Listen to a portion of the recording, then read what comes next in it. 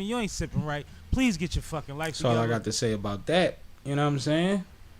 All right. And we have YouTube. Let's get this going. Let's do it. It's been a while. Stretching.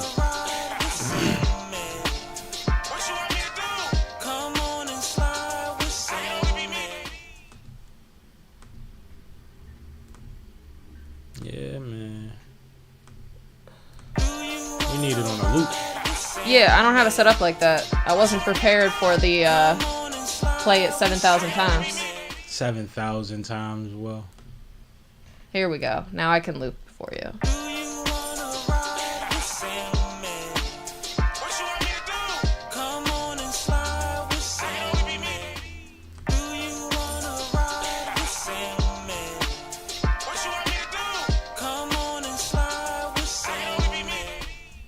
Give y'all some time to get in here.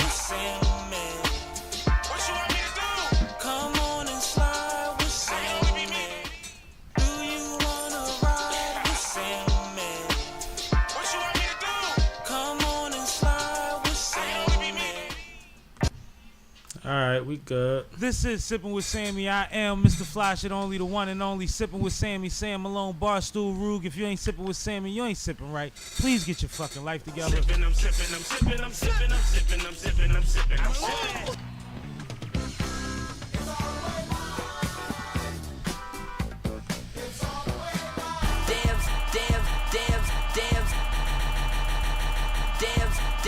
Damn, Sammy, you done fucked up.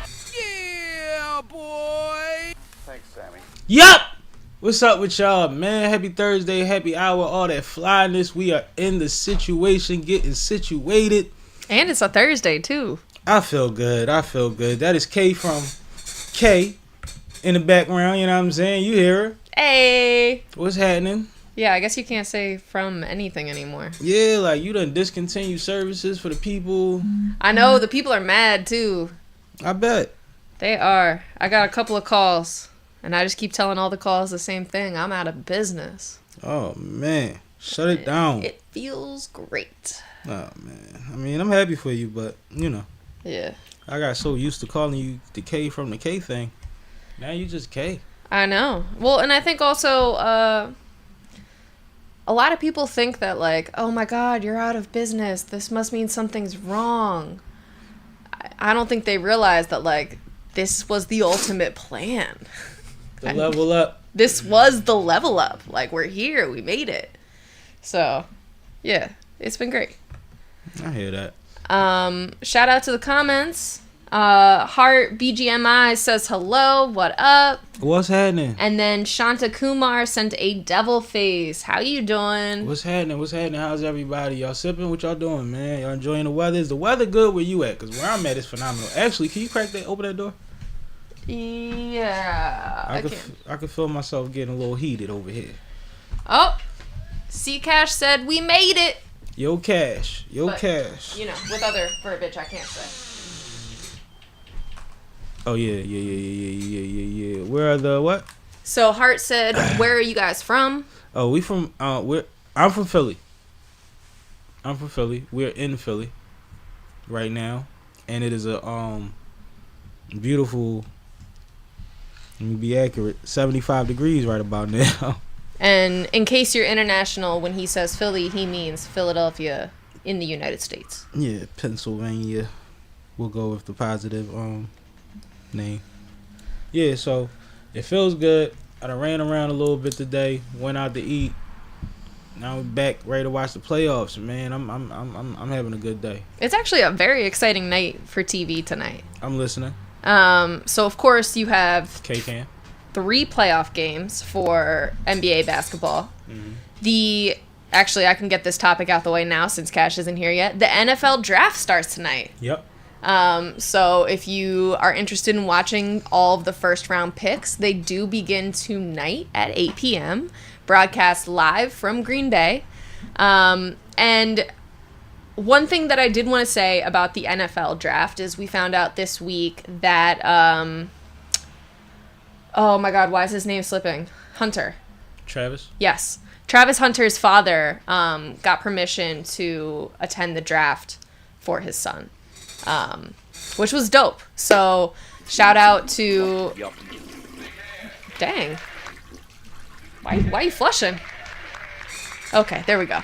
Yeah, so shout out to the system working well for once, and letting this man be there for his son on such a momentous day for his life, his career, and just to celebrate everything that Travis has been able to accomplish this entire year throughout his career. He really is an outstanding player, and honestly, a great kid, and somebody who I feel like this year the media kind of tried to jump on him in different ways, and he still stood tall. He kept playing the game.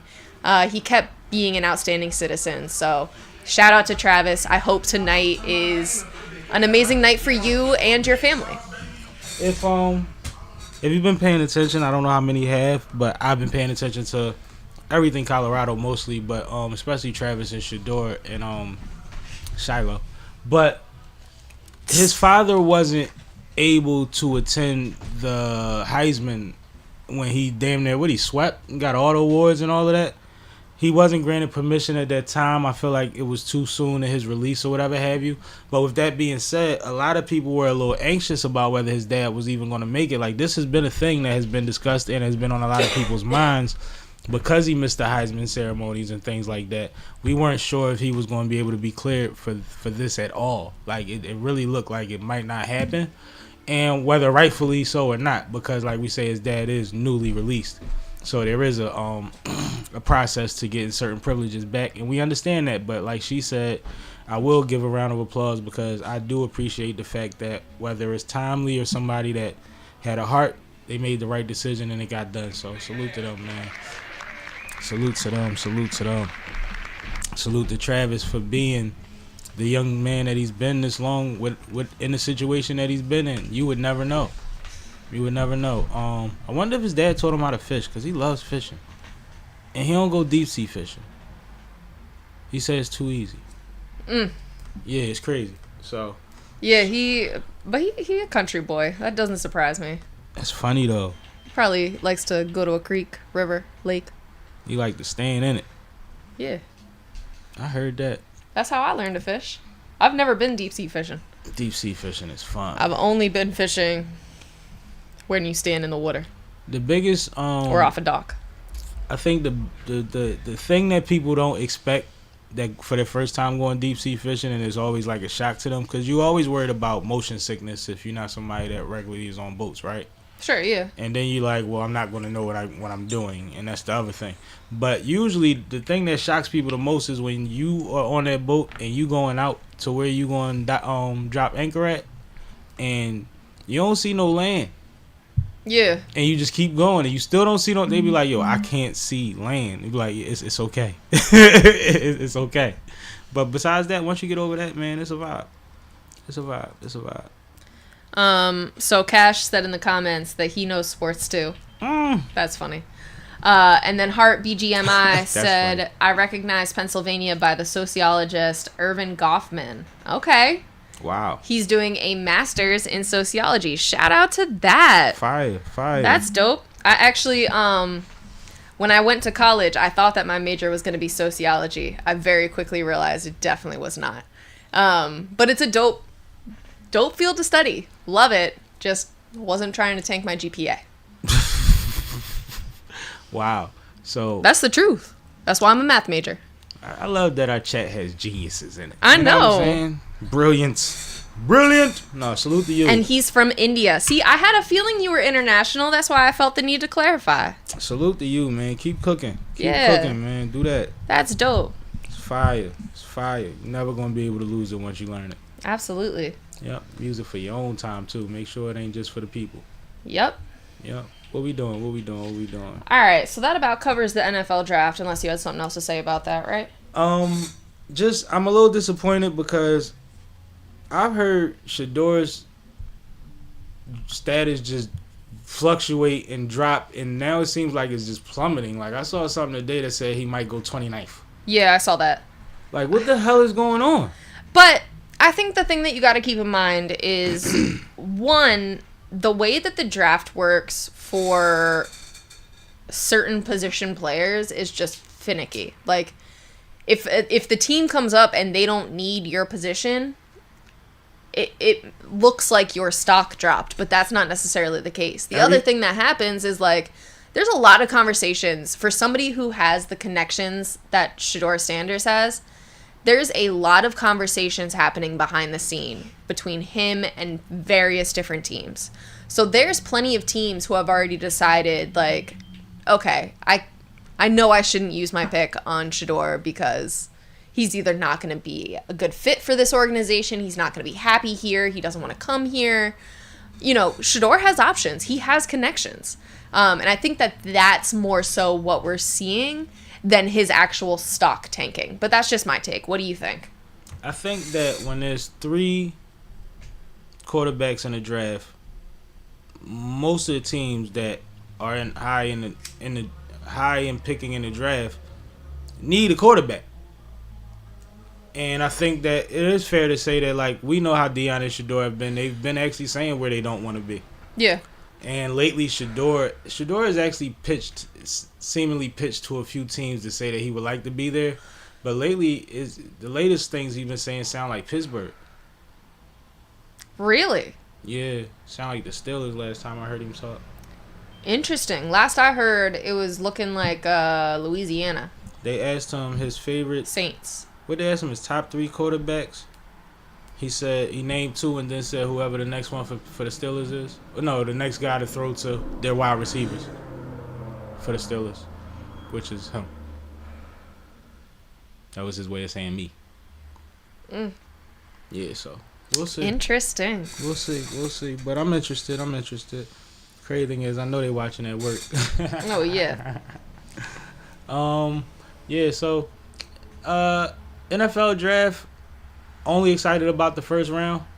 I hate that it drags out, but some people are going to realize their dreams tonight, and that's always exciting.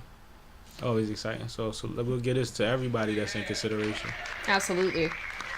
Even just to get invited to the draft, that's a huge deal, a huge accomplishment. Mm-hmm. And speaking of drafts, that actually takes me to my next topic, the WNBA draft. We know that. Of course.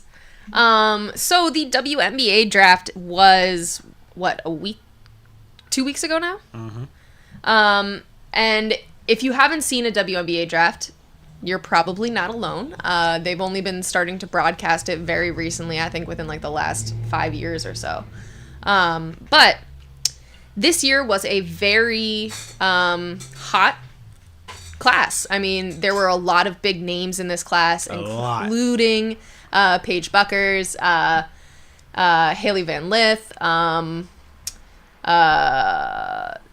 what's her name? Pow Pow. Yeah, Tahina Pow Pow. And I'm just naming like a few of the top 10 picks. But anyway, so the draft, the way that the WNBA draft works, only about 20 players get invited to the in-person draft. Which is kind of crazy when you think about it. But you got to remember, the WNBA is a very small league at the end of the day. Roster sizes are not that big, and there really are not that many teams. So every year, some of the really talented players that you see at NCAA level never make it to the W. So that's always... It's always sad when that happens, and, you know, there's a lot of talent that's still left on the table, and maybe they'll go play overseas, but... and that was definitely the case this year. But what did happen at the draft is Paige Buckers, fresh off of her NCAA Uconn victory, ended up being selected as the first round pick, as expected. And in my opinion, I think it was very well deserved. So shout out to Paige. Shout out to Uconn for taking home the W in the NCAA tournament. And overall, I think it's going to be a very exciting year for women's basketball, especially in the W. There's a lot of new things happening. A new team joined the league. Yeah, which they took a very interesting approach to filling out their roster, almost entirely international So that's going to be very interesting to see how that plays out in terms of international draft picks, right? Yes, they did. Yeah. 2 of their 3 draft picks were also international. That's what I thought. So it's going to be interesting to see their ability to grow a fan base considering the amount of international players that they have. But at the same time, they're a Golden State team. Like, they're going to be fine. Facts. They're going to be fine. So, all that to say, I am very excited about the WNBA season, which is set to begin in late May. Before I move on from the WNBA, I did want to also talk about some of the movement that we've seen at the NCAA level. So as soon as the championship ended, even before the finals, a lot of announcements started to be made about folks, big names, either pulling out of the draft and going to the transfer portal. And I think that this is a really interesting development now that we have a couple of years in our belts of the NIL deals, of the transfer portal, of all these things. We're really starting to see, especially female players, play the game and take advantage of it and make the most out of their college careers. So this has been really exciting to watch. Most notably, Flage decided to not go into the WNBA draft, to stick around another year at LSU. Notre Dame's almost entire team Left. decided to enter the transfer portal. Yeah. So it's going to be very interesting to see where all of those names end up and who becomes the new Notre Dame team. The light-skinned girl with the fro in the tournament entered the transfer portal too. Yep. She was tough. She bounced. Yeah. My homegirl from South Carolina with Dawn and them, she left. Yep.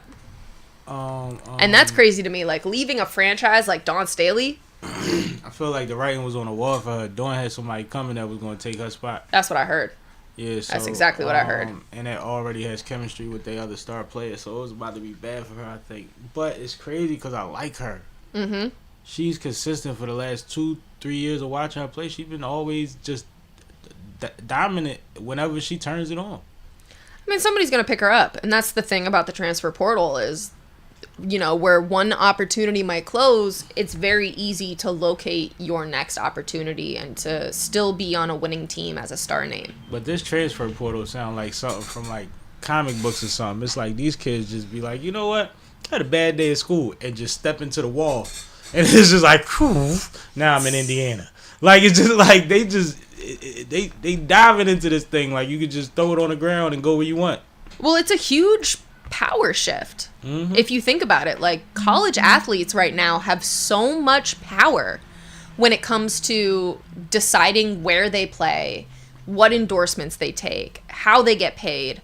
And, you know, considering where we were 5 years ago, that's astonishing to watch. And it's great. I think it's been working out really, really well, in my opinion. So we'll see some things that are weird because it just was a situation in football where the young boy wanted the $4 million, and I think the school gave him 1.2, so he transferred to another school, and then that school that he left grabbed the quarterback from the school he went to, and it's like they made a trade, but they didn't.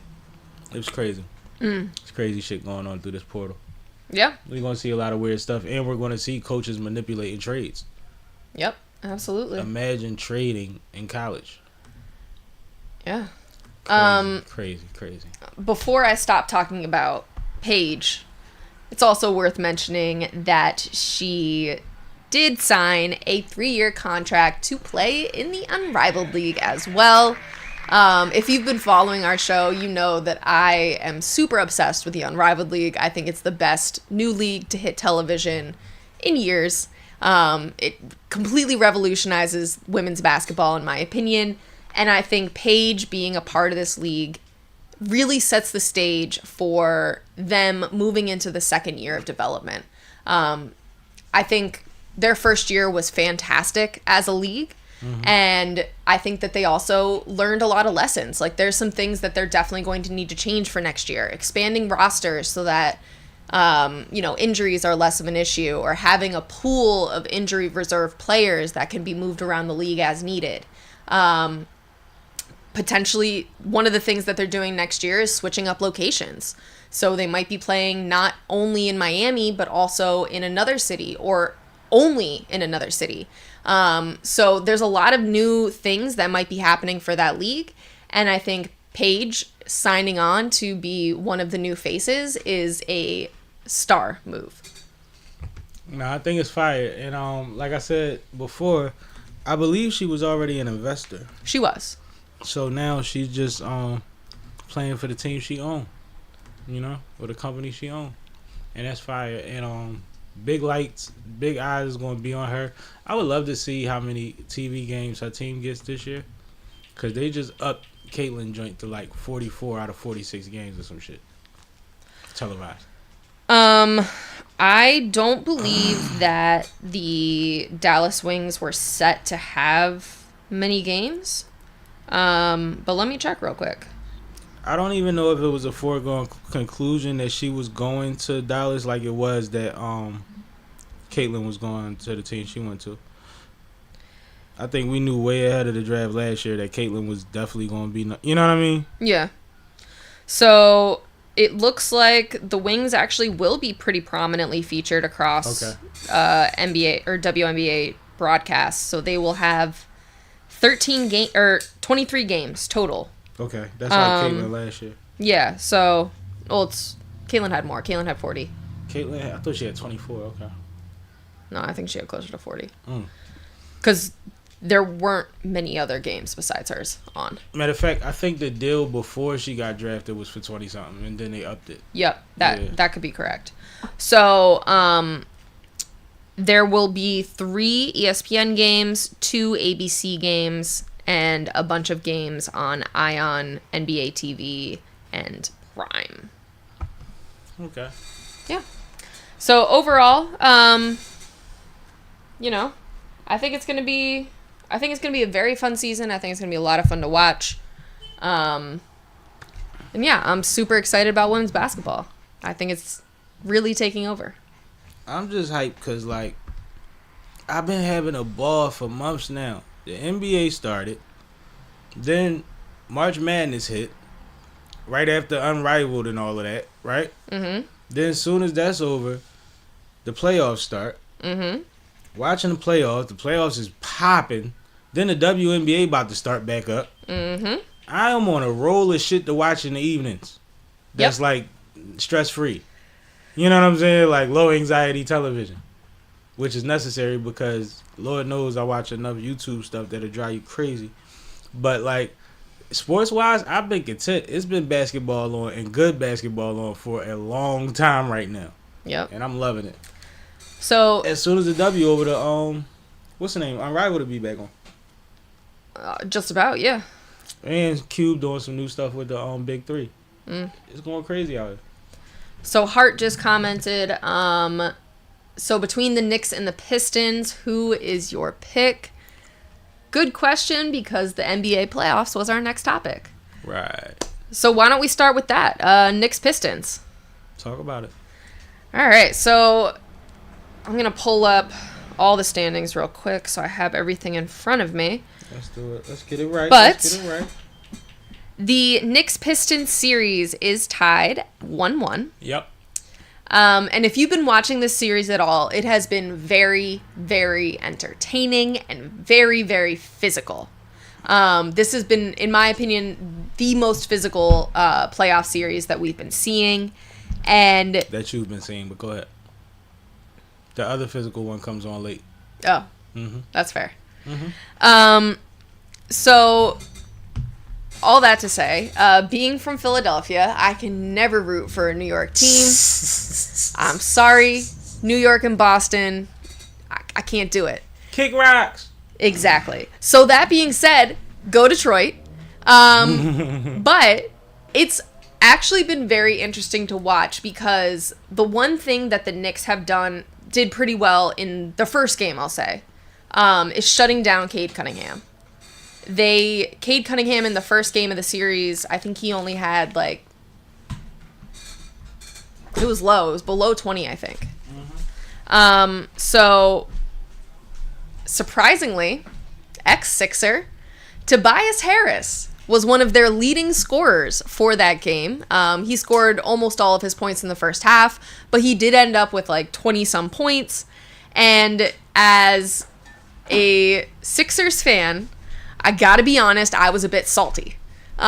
Seeing Tobias play well and be a key part of their offense in a way that he was never for the Sixers was tough to watch. You know? I felt a little bit like, oh, did we miss out on something? Especially considering how Paul George played this year. But getting over my own Sixer feelings, Tobias played very well that game. I think even one of the things that we always need to talk about with Tobias Harris is his defense. As much as he is a good shooter and, a worthwhile player on the offensive side, he's even more important when it comes to the defensive side of the ball. And some of the matchups that he's been up against in this Knicks series have been the most difficult. He's been guarding Cat. Karl Anthony Towns. And Cat go nuts when he feel like it. Yes. So for him to be able to put up those numbers with that matchup is huge. So shout out to him, as much as it pains me to say that. And then in general, I think that nobody really expected the Pistons to be matching up with the Knicks in the way that they are. I think that the Pistons have been underrated all year. And I think that they are showing the caliber of team that they really are when they all come together and play, despite the fact that they might not have the big names that you expect and that you see on all the other teams. So for me personally, I gotta pick the Pistons for this series, but I do feel like the Knicks are gonna win. What do you think, Sam? I'm going Detroit. You know that. I was about to look up something specific. Let me see something real quick, because you mentioned something earlier, and I don't know if you ever answered the question that you asked. Okay, that's that one. Let me see something else. All right, so Cade Cunningham had 33 last game. Right? Yes. How much did he have in game one? I didn't look up the stat, but I thought it was low. It was under 20, I thought. Let me see what that was. Let me find that real quick. Pardon me, y'all.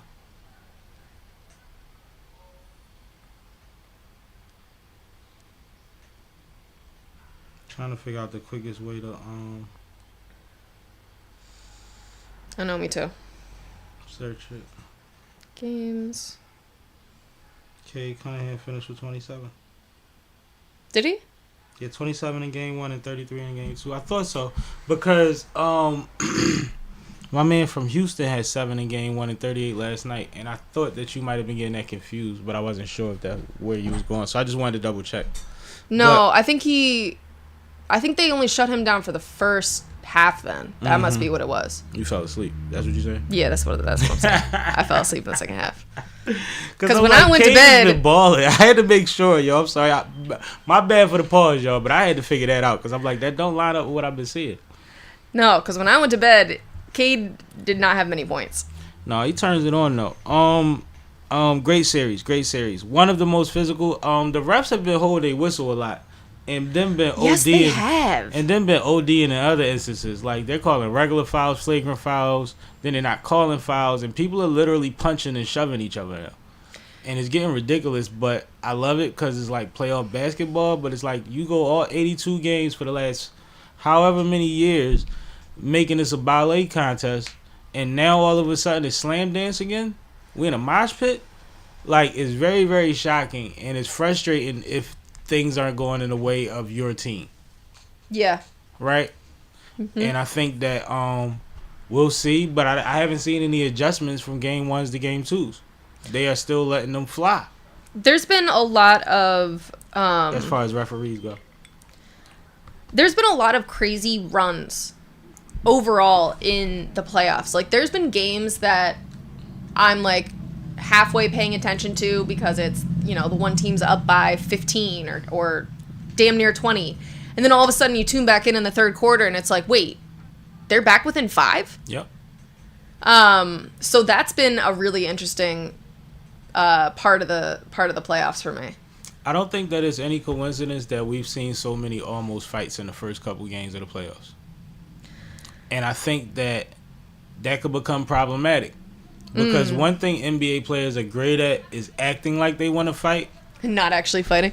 But most teams have that one guy that don't know how not to go too far in a physical confrontation. And I think that we just saw a Draymond situation last night where he got a tech for something that shouldn't have been a tech. And then it dragged on, and then Draymond got to the point where he was just ready to go get dressed, I think. So he just started trying to fight any and everybody. And Brooks from the other team. Yeah. He was making him mad. Yeah, Brooks was pissing him off, but that's not even who he approached. And he been pissing him off all series. Let me be clear. That the interaction between the two of them has been hilarious to watch. Yo, it's been so crazy because that is the most physical series. Yeah. They are literally grabbing each other out of the air, throwing people around. The way that what's-his-name got hurt last night, Jimmy Butler, was because somebody shoved somebody while he was in the air. And I was about to say, clipped. I didn't think that was Thompson's fault, really. No, he had no control over that. So the fact that they're investigating Thompson about it is crazy. The last thing he wanted to do was run into Jimmy. He literally was trying to position himself and got shoved in his back. Right. I believe by Draymond. You see what I'm saying? Like, so none of that was supposed to happen because Draymond ain't trying to take Jimmy out. Mm-mm. So it's like, how does that, like, that wasn't a foul when he got shoved in his back. You see what I'm saying? Yeah. So it's like you when you allow people to play, they gonna play. And when the whistle's not getting blown either way, or I get body slammed and you don't say nothing, next time down the court I'm clipping somebody. Mm-hmm. And that's why I said Draymond didn't deserve the tech last night that he got, because what's the name put his arm around his neck and was like had him in his neck like a collar, and Draymond pushed him off of his neck. I'm allowed to get you off my neck. Was that Brooks? No, it was the white guy. What's his name, man? Foreigner boy. Oh, okay. I know who you're talking about. Yeah. But yeah, so it was like he just pushed him off of me. But it looked like he shoved him. Mm-hmm. But you didn't see the whole play. And it's like when you was in school and it's like, well, you know they always see who threw the second punch. Right. But like, y'all, it's 3 referees, yo. Yeah. Override some shit.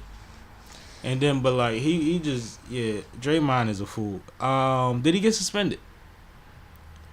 Who? Draymond. Let me check. I didn't see anything about him getting suspended yet. All right, because he turned up. I saw a headline with his name on it, but I didn't click on the thing. But I'm pretty sure that it was probably addressing that. Let me see. No, I'm not seeing anything about a suspension yet. All right, cool. But yeah, All right, so that was. We talked about the Pistons Knicks. You were just talking about Golden State. That series is Golden State and the Rockets. That series is also tied 1-1. The Timberwolves and the Lakers also. It was Sengun. Tied 1-1. How do you feel about that series so far? Which one did you just say? The Lakers. Oh, I'm a little nervous, man. I'm a little nervous. We saw how that game 1 went, and that was ugly. Lakers, mainly Luka and AR-15, looked great in game 2, and we had a substantial lead most of the game because I'm a Lakers fan. But we only won by about 8-9 points. You only scored 13 points in the fourth quarter. Yeah, like you can't do that. And we're talking about Luka having a phenomenal game and AR playing lights out, and LeBron doing really well as the third. But Rory looked better in game 2, which is a good sign. Rory Hachimura looked better in game 2. We still need more production from the bench. That's always been y'all problem. Yeah. We always have you topside. Yeah. He top heavy all the time. But And that's why your fourth quarter looks weak. yeah. But Anthony Edwards is ridiculous. He had a dunk in that game. I thought he was going to die. Like the way, the angle, the I didn't think he was going to reach the rim. Okay. And he snapped that joint. Ah! I was like, oh my god. Well, if you Like, know what, yo. you know what I think happened at the end of the season, folks were really starting to like sleep on the Timberwolves and sleep on Anthony Edwards. You know, all the drama was going on with him and all of his various potential children, and I think that people forgot that he could really ball for real. Yo, Ant is scary. And then the playoffs came, and he's like, "Oh no, like I'm a really ball for real," and it's been fun. It's been fun. Julius Randle is playing lights out. Like, who can guard Julius Randle? And that's the thing. Nas Reed went nuts game 1. Game 2, he was quiet. He had 9. DiVincenzo had 4. He couldn't throw a rock in the ocean standing on the pier. Which is crazy for DiVincenzo. DiVincenzo. So it's like you're not going to keep getting this little bit of production out of these players anyway. And one of the players, Anthony Edwards, had 25. Julius Randle had 27. One of them will go for 38. 35.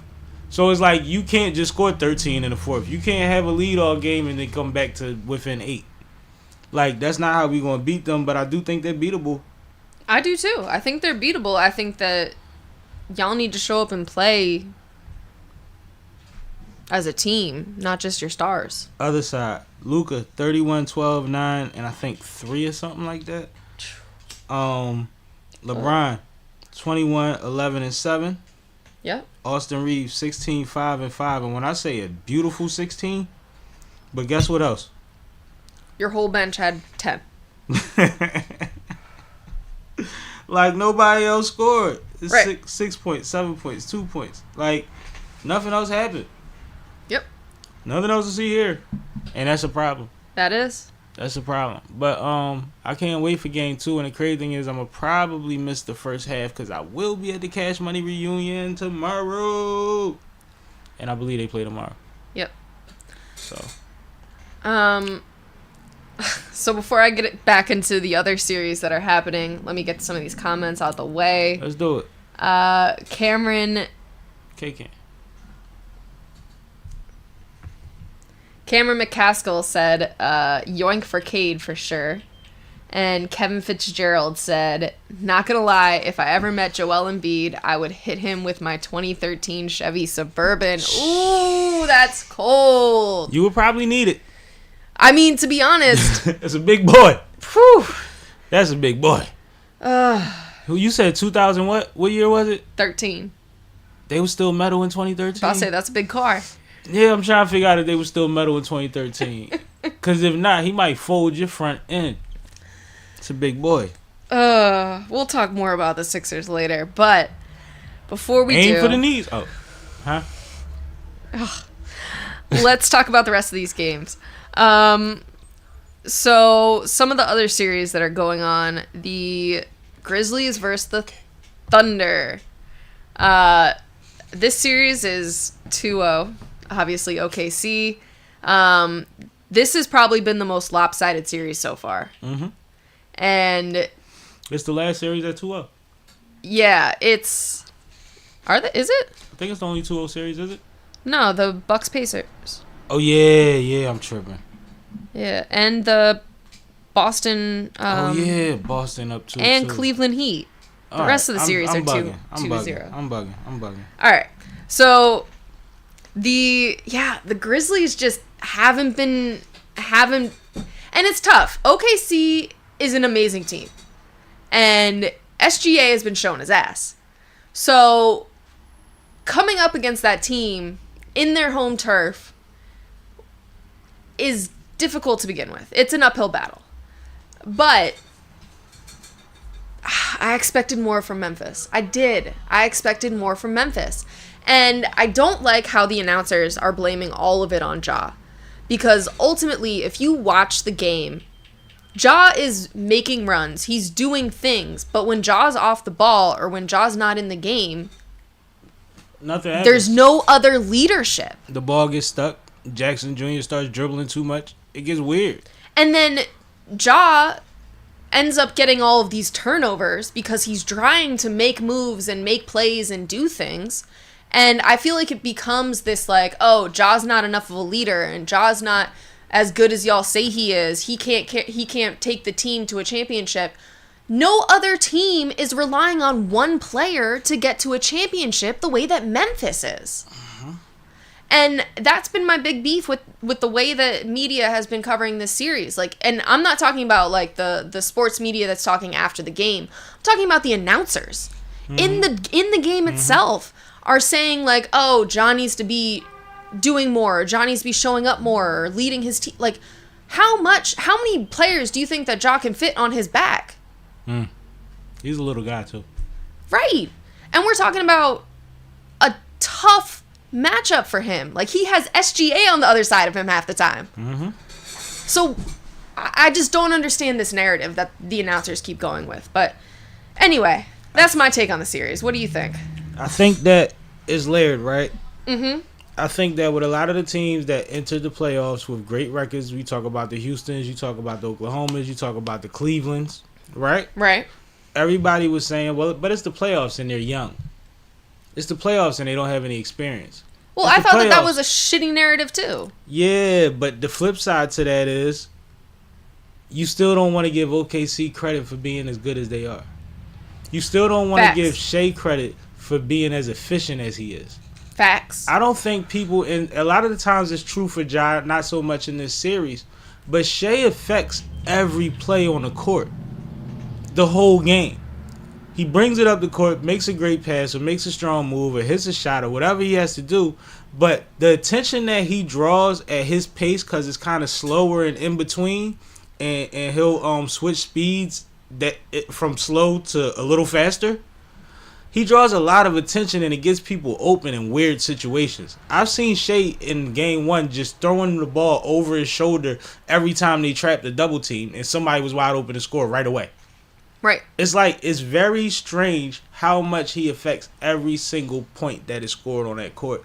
And you would think that that's true of all point guards, but it's not in a way if you really watch how he plays. Yeah. If you really watch how he plays, and he's always in the right spot. You'll see him come down, make a move, dish it to somebody in the paint, and next thing you know, he's in the corner for the three. Chilling. About to knock it down. And jog down the court with the smirk on his face.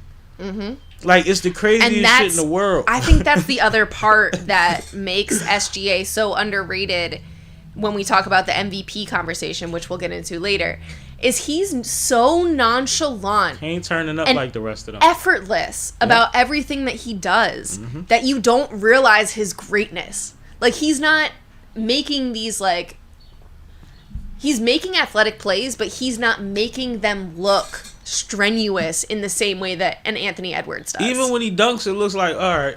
That's what I'm saying. Yeah. He reminds me a lot of John Salmon. Shout out to John. Grew up around John. John played for the same AAU team, played for the older guys, and wound up playing in the league for quite a bit and was a decent player in the league. He actually was on the Sixers for a little bit. I seen him courtside one day. It was hilarious because it was just like full circle, right? Because I remember John being a 6'7" point guard in high school. I remember years before that, him and Chuck, which is his cousin, they was running track. Now all of a sudden he's 6'7" star point guard.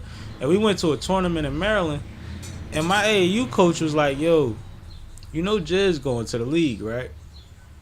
And I was like, John gonna go? And he was like, bro, look at him. And I'm like, I knew he was nice, but I didn't know, like, it was that reachable until John. So, shout out to John, because he was a cool boy, and he played his part, do a lot for the community and all of that. But, yeah, he had that pace to him, and he was the first one doing the behind-the-back in and out fluently without carrying. And he would do that shit 2-3 times, go to the rack and dunk that shit, and you wouldn't even hear the dunk. This is a 6'7" man. I think he wound up 6'8" or something like that.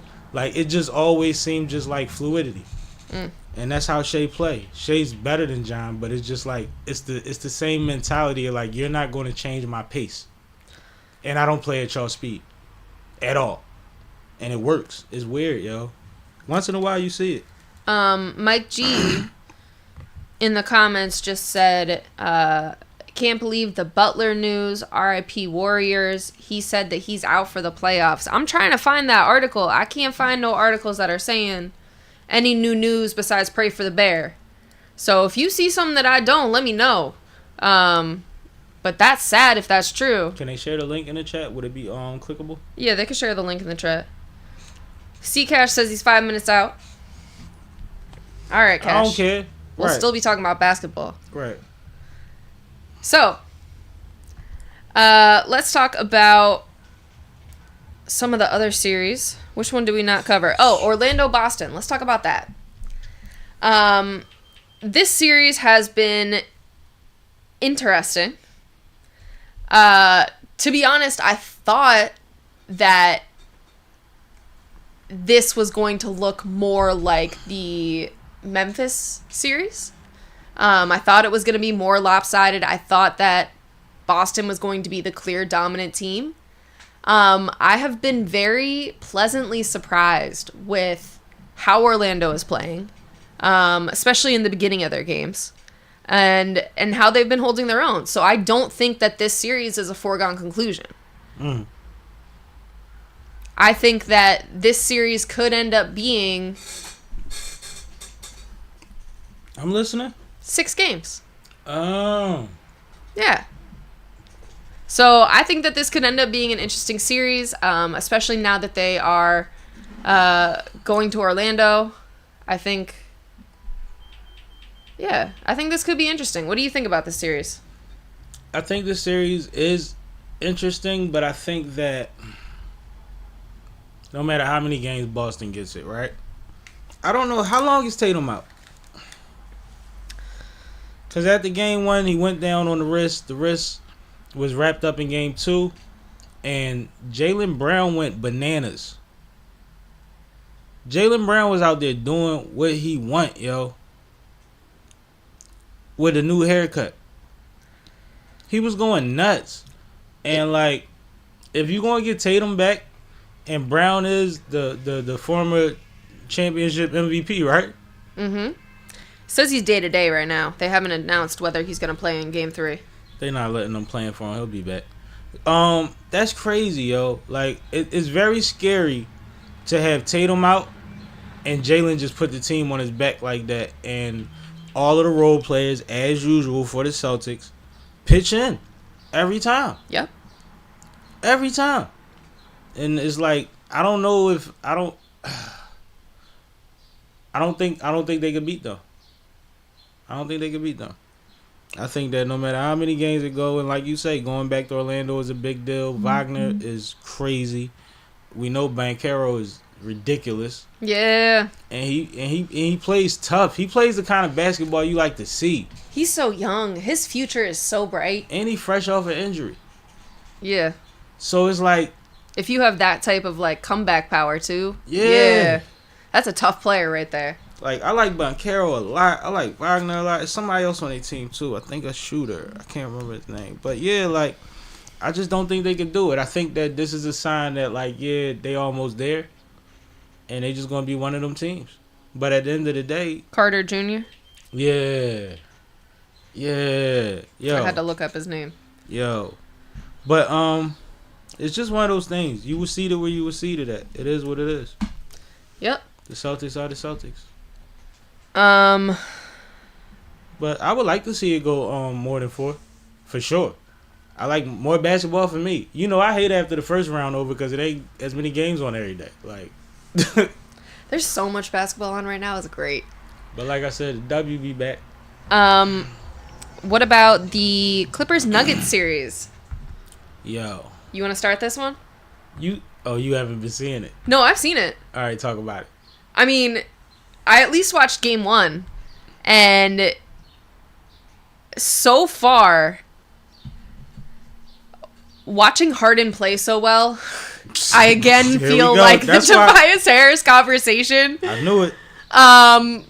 But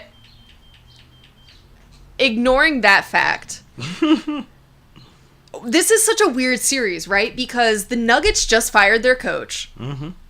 They have a lot going on right now as a franchise. Mm-hmm. And then on the other hand, the Clippers always have a lot going on as a franchise. And realistically, there are a bunch of like hodgepodge vets thrown together that are somehow playing really well as a squad right now. So they're like the antithesis, like them, and they're like the antithesis of all the young teams, but also the antithesis of like the Lakers and Golden State at the same time, if that makes sense. You get what I'm saying? Mm-hmm. So this series has just been mind-boggling to me in like weird ways. The fact that the Clippers have this series 1-1, if you would have told me that like 3 weeks ago, that the Clippers and Nuggets first round series was going to be 1-1 after 2 games, I would have said you're crazy. But so much has changed in the last 3 weeks that somehow this is a series with Kawhi coming back and being so good as soon as he comes back. And then the Nuggets firing their coach and now being kind of lost for direction in terms of their play style and everything. It's just really interesting to watch. So me personally, I'm torn. I don't want either of these teams to win. If I'm being completely honest. But I think that I would like to see the Nuggets win more and then get knocked out next round. What do you think? I don't have a Sixers bias with Harden. But That's fair. We're seeing Harden play elite basketball. Like, we know when Harden wants to play for a team and when he doesn't based on his weight and how long he holds the ball. Facts. Right? So, he's playing elite ball again. Like, we've seen him do his spurts before when he wants to win. Mm-hmm. We're also seeing a Kawhi that we assumed we would never see again. Right. We thought that it was over for Kawhi. We thought that the injury, and shout out to him for taking his time because your health is everything. But right now, he is looking like second, third, fourth year Kawhi in the league. And he's going nuts. And if you look at the difference between Game 1 and Game 2 stat-wise, it was Kawhi. Yeah. Kawhi had 22 in Game 1. Game 2, he had 39. 39. And he won by, what, 3? Yeah. So it's like, hands down, it was the Kawhi show. And it's funny because it's another team we're going to talk about later. But it gets to a point where we say in playoff basketball, you need the guy that you put the ball in his hand and he get you a bucket.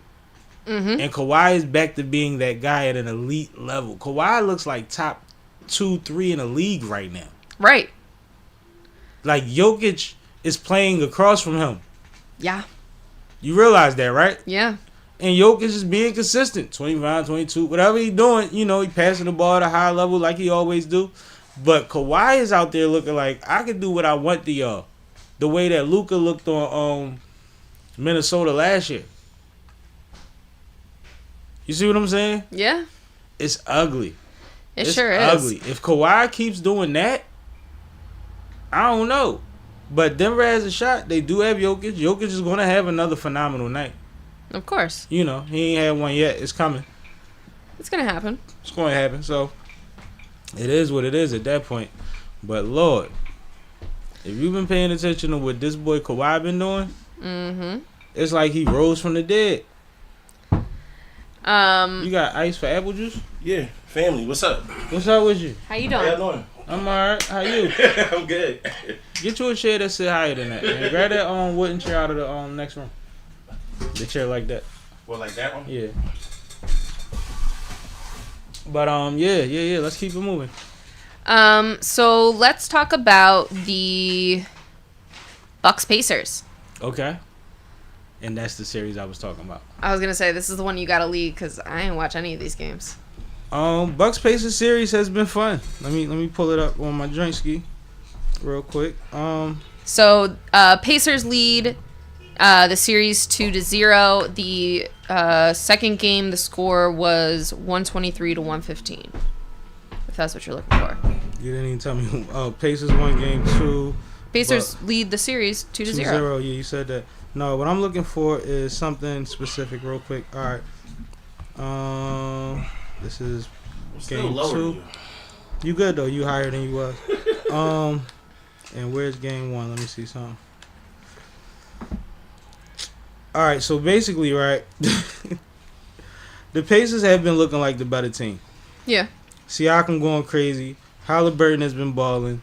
Dame wasn't in game 1, but he was on the sideline arguing with Halliburton, telling him he beat him the fuck up. I did see that clip. Yeah, so he had I a saw sweater that on. clip. He walked off the. He got a tech in a game he wasn't playing it. I love Dame, bro. It was funny with he was Damian like a pink Lillard, sweater right? too, Yeah. right? Yeah. It was like he was wearing like his Easter best, getting text on the sideline. It was crazy. And you seen it in his face, like, nigga, who you talking to? That's wild though, because that's not helping y'all win the game. That's But not this cool. like the same time that the league voted Halliburton the most overrated player in the league. And I think it's because niggas think he's soft. Mike So G. it's crazy, like.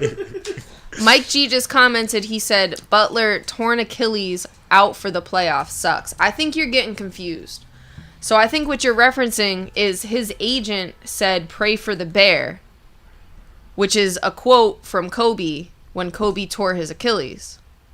Oh. But okay.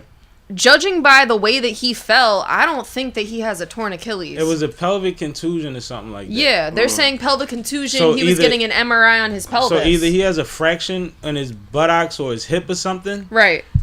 Would be like the most. Or like a bone bruise. Yeah, or, that would be like the craziest thing. It wouldn't be I his hope that- Achilles. That Yeah. sound like it. So right. I think that And I that's saw where him you're walk getting off confused. the court. It wasn't an Achilles walk. That's like it hurt. It wasn't Achilles. Yo, the way he fell was crazy. Yeah. Yeah, And because they- he was and the able to crazy walk. thing is It was they just always show it gingerly. 3 times in a row when they show it. And you be trying to turn Some away, you shit look back, it's yeah, still there. Like, yeah, what's yeah. it? That's how I feel when people throw their shoulder out of place and shit like that. Sorry, I just had to clear that up before we. No, good job. But for unathletic people, like, if you ever knew the feeling of getting knocked out of midair, it's always scary because you never know how you going to Yeah, land. I know You how worried I feel. about where you put. I do. You worried about You where know how you put go your up and hands somebody shit. be under you a certain way and Yeah, shit but like that. how high were you? I don't know, but you Dang. keep saying it like All right. like you No, Ant-Man and somebody I used like to fly, bro. I used to fly. where your videos at? You know the era. I've been If, asking. if nobody got no videos, then it ain't happen. I didn't grow up in this era. It I've don't been matter. asking, Cash. That's just like that's just like when I battle people, I be like, yo, I battle Reed before and such and such. They be like, where it's at? I be like, nobody taped it. They be like, man, fuck out of here. He's had All a right. couple of people co-sign I got that. people that co-sign Yeah, me. he's had a couple of people co-sign that he's all right. A lot of them volunteered. Yeah, but nobody said you flew. They just said you could play ball. I heard one person say that he could jump out the building. I'll give him that. I'm not saying he didn't. I'm just I've saying, never like, seen it. I just gotta challenge it. The same way y'all challenge it when I around, say I'm never on my will. way and shit like that. Yeah, You know what I mean? well, shit, it's been, what, an hour and a half? What are you talking about? I Like, had a lot of shit going on today. It's a Anyway. busy day. I think the most important takeaway from game 2 was Giannis's post-game interview. What happened there?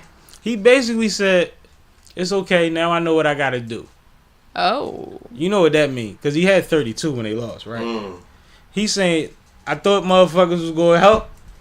But now I'm Clearly gonna they're Now I'm not. going for 50. put this shit on my back. I'm going for 50. Ain't that wrong with that? I know what it is, but I love Giannis because you know that's the energy he come with. I don't think that that's a over assumption. Right. You know what I mean? You know he here for it. Yeah, for sure. For it. And he ain't joking about it. He ain't talking too much. He gonna give you the statement and he gonna go out there and get 45 tomorrow. Right. But like, yeah, I I think mean, he that got that type of pressure on him, you know. I mean, Portis had 28. no, and Portis Jr. is great. But you playing against a solid Indiana team, man. when Yeah. you Giannis and you got a name to live up to, and then not to mention, like you said before, you got 2 brothers that sit on the bench basically for free. You gotta produce. His one brother Like, got hurt though. I don't think he's Real on the bench shit. right now. But. He got hurt what? Off the court? He didn't get hurt on the court. No, he had an injury. You funny. When do they play? Like Tanas what? is onto the Cupo. He had an injury, and when he was talking to Cam and him, he was looking for a team, hoping to go back to them. But I don't know what happened since then. He might be back. Be back. But he's a great guy. Great guy. Man, that nigga got hurt outside. But the Like, difference, his brother has a great personality. the bro. difference is in game 2. It's Real crazy shit. For that the you saying that Pacers. and not nothing about his game. But No, yeah. but you realize real quick, Kay.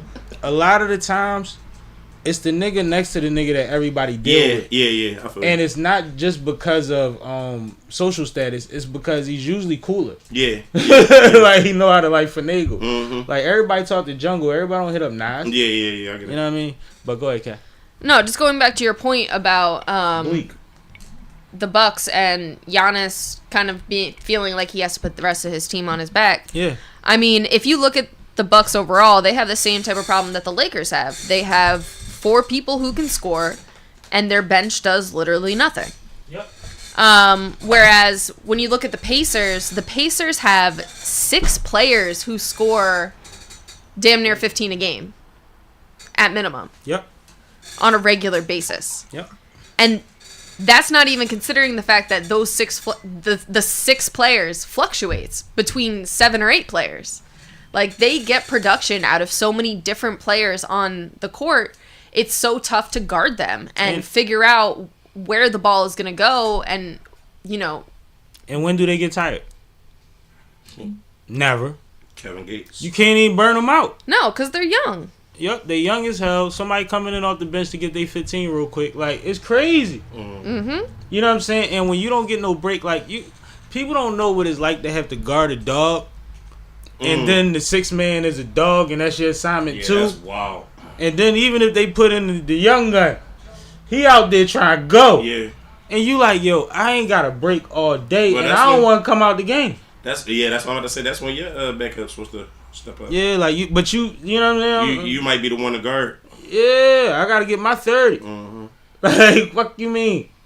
And what's funny about, especially when you coming up in hoops, and it probably happens in football too, you could be getting off, and motherfuckers will freeze you. Stop giving you the rock. Mm-hmm. You know what I'm saying? Mm-hmm. So it'd be like, you know what? I got to be out here third, fourth quarter because I'm going for mine. Right. I'm going for mine.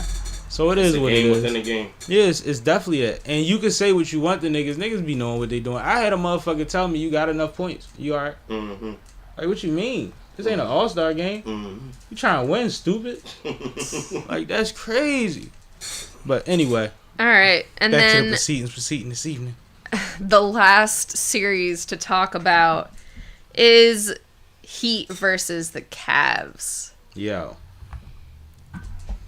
I actually like this Heat team more than I thought I would in the playoffs. Mm-hmm. But- Especially minus Jimmy. Yeah, like I thought that they was done for. Mm-hmm. But Tyler Hero is really that. Right. I'm convinced that he off that Khalifa Kush the whole game. Do you see his eyes? You know how white boys can't hide it?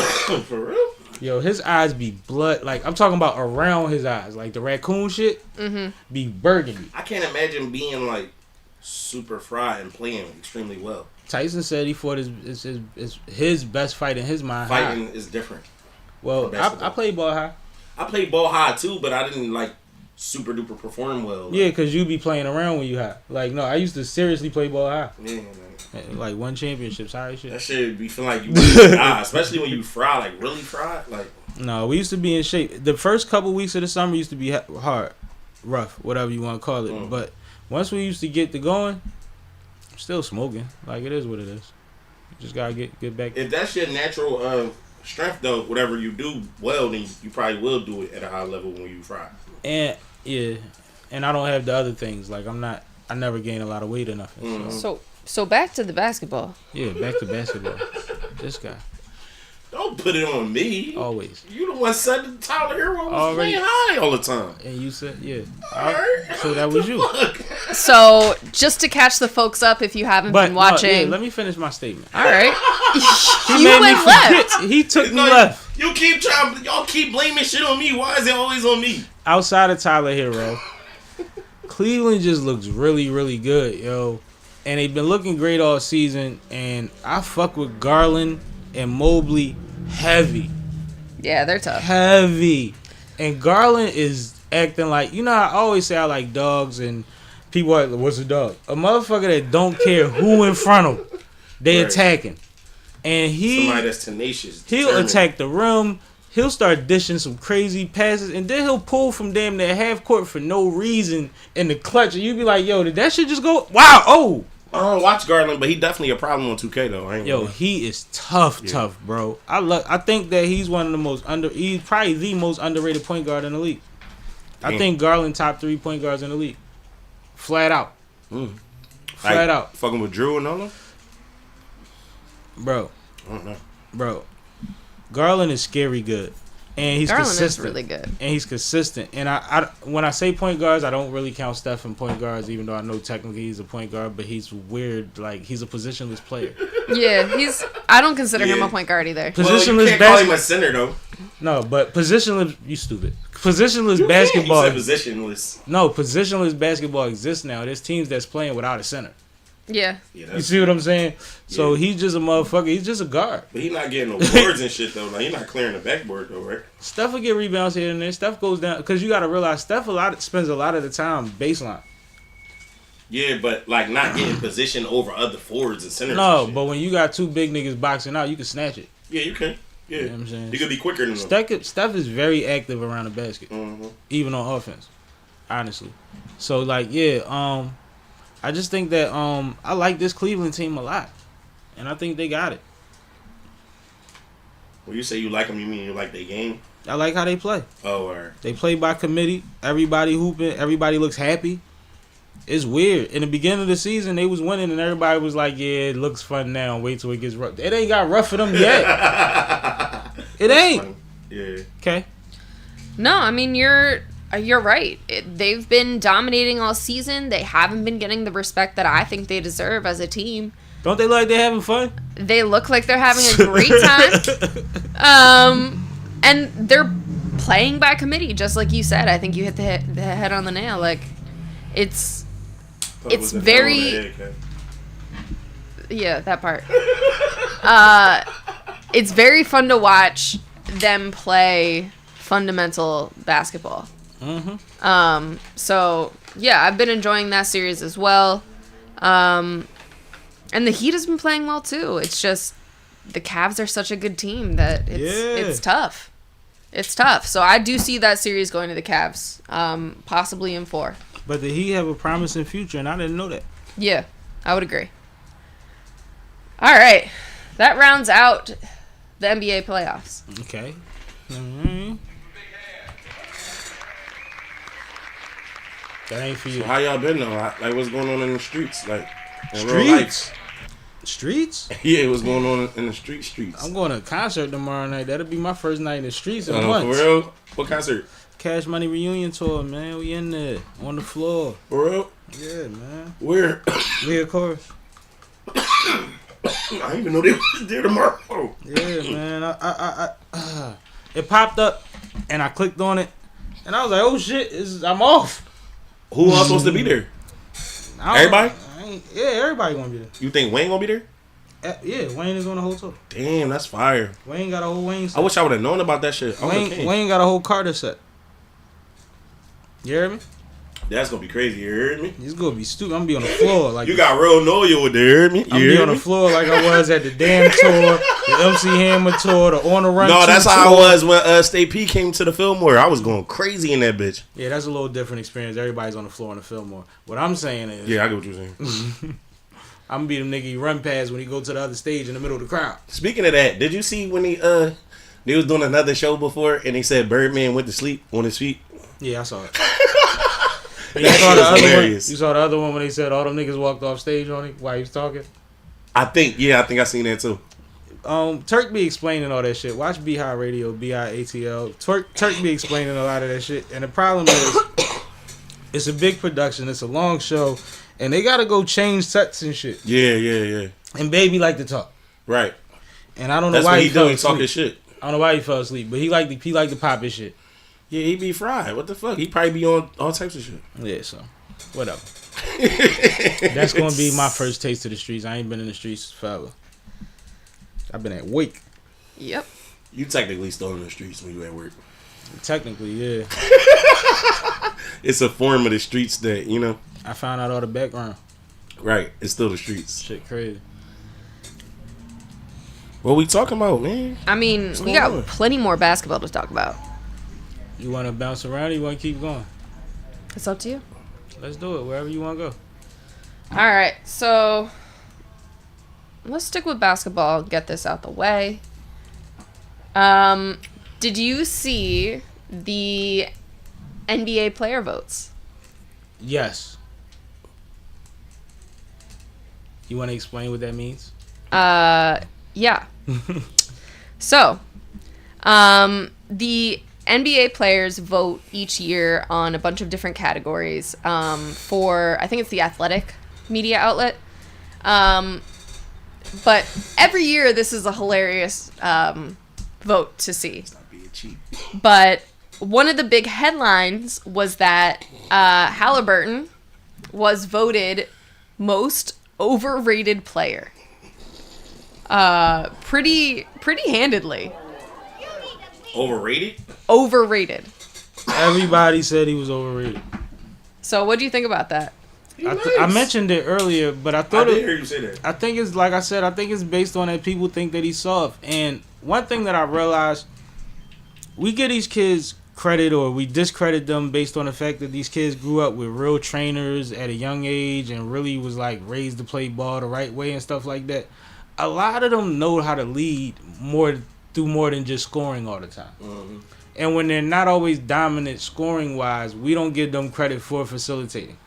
Right? And I think he's one of those players that, like I said about Shea, like you gotta watch him play to realize his impact. You can't just look at the box score. Mm-hmm. You see what I'm saying? Like some of these things just don't always add up. And I think that a lot of the times, similar to Tatum, that light skinned, handsome, smooth motherfucker that we know got the chick and got the cars and all of that, we think that he's just alright because he ain't like that, so to speak. You know what I mean? He not like us. Can't judge a book by a cover. And I think that unanimously in the league a lot of the times, because you know most people come from certain backgrounds, it's like, man, you not cut, so you not that. But he produces. Right. He produces. But I think that's where it comes from. I think it's hilarious though, and I don't think he cares. I don't think he cares. That's how he's supposed to be. When it came out, he was trying to fight Dame, and Dame first game back, he was trying to fight Dame. And the crazy part about it is, I forgot to mention that Dame played game 2, and he looked like he wanted to play, but he looked like he needed to get back. Right. So that series is still going to be interesting. But, yeah. So some of the other interesting results from the players' poll was that Cade Cunningham was voted most underrated. Nice. Something we talked about before. The Golden State Warriors were voted best organization. Crazy. The Hornets were voted the worst organization. Yep. Which is crazy because that means LaMelo's not gonna get nobody to play with unless he leave. Mm-hmm. Who wants to go there? Wnba was voted to be the face of the league in 5 years over Anthony Edwards, which was interesting. I believe that. And OKC's coach was voted best coach. Yep. And who is that? I think the top 3 was OKC, Detroit, and Cleveland coaches. Yeah. I can't tell who worst coach is, and then of course it doesn't say a name. I know who the worst coach was. I can't remember. Damn it. I don't know. Y'all don't know his name? No, I can't remember his name. Y'all know, I don't fucking know. That's why I didn't ask you.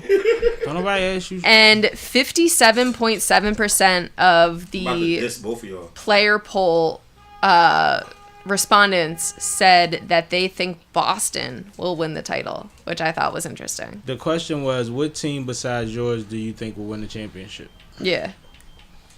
And they voted Boston.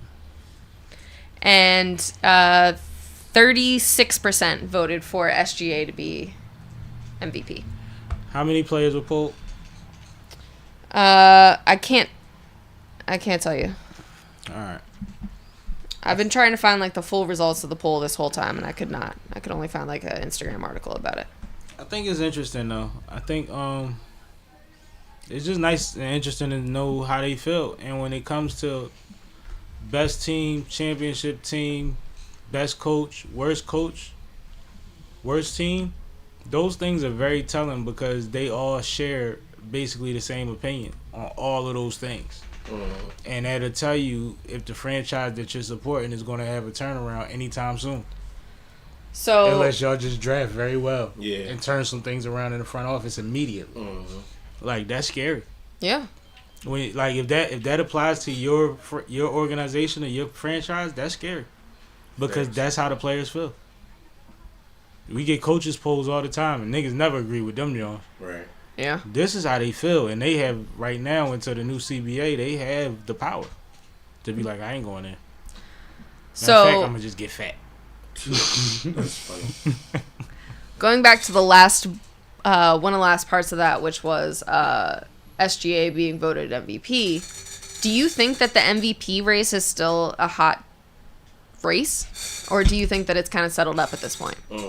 I think that if you count the end of the season and you don't count the beginning of the playoffs, Jokic was out there acting like he was trying to motherfucking catch up in the polls, bro.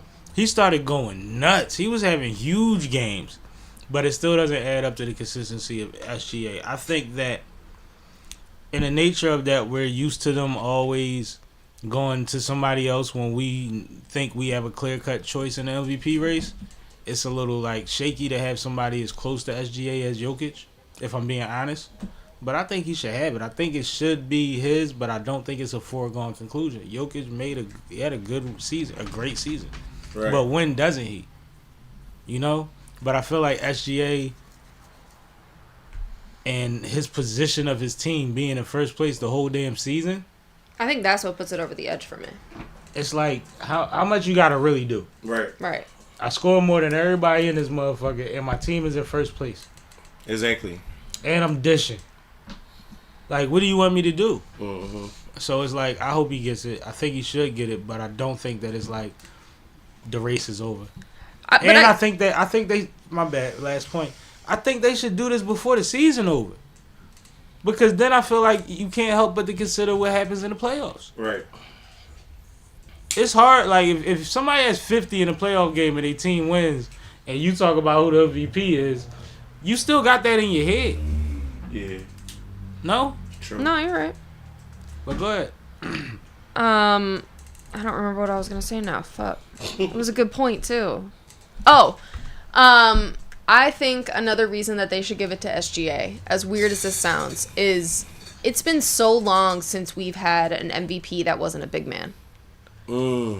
That's true. And I feel like the same way that we know that the MVP race for NFL is always going to go to a quarterback these days, like it just doesn't feel like it's a true MVP anymore.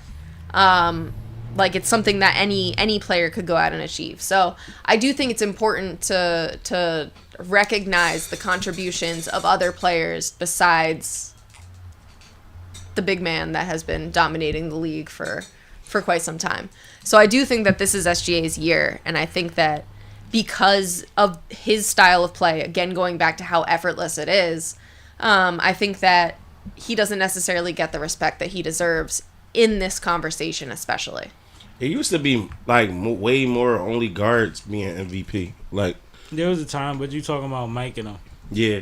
You see what I'm saying? Like Yeah. it was an era of like great guards, but now you have big men that are doing guard shit. Yeah, I know. Like Jokic is scary. Yeah, I already know. Luka is scary. Like it's just ridiculous. But then you get to a point where even if Shea gets it, you realize how many years it's been since an American got it.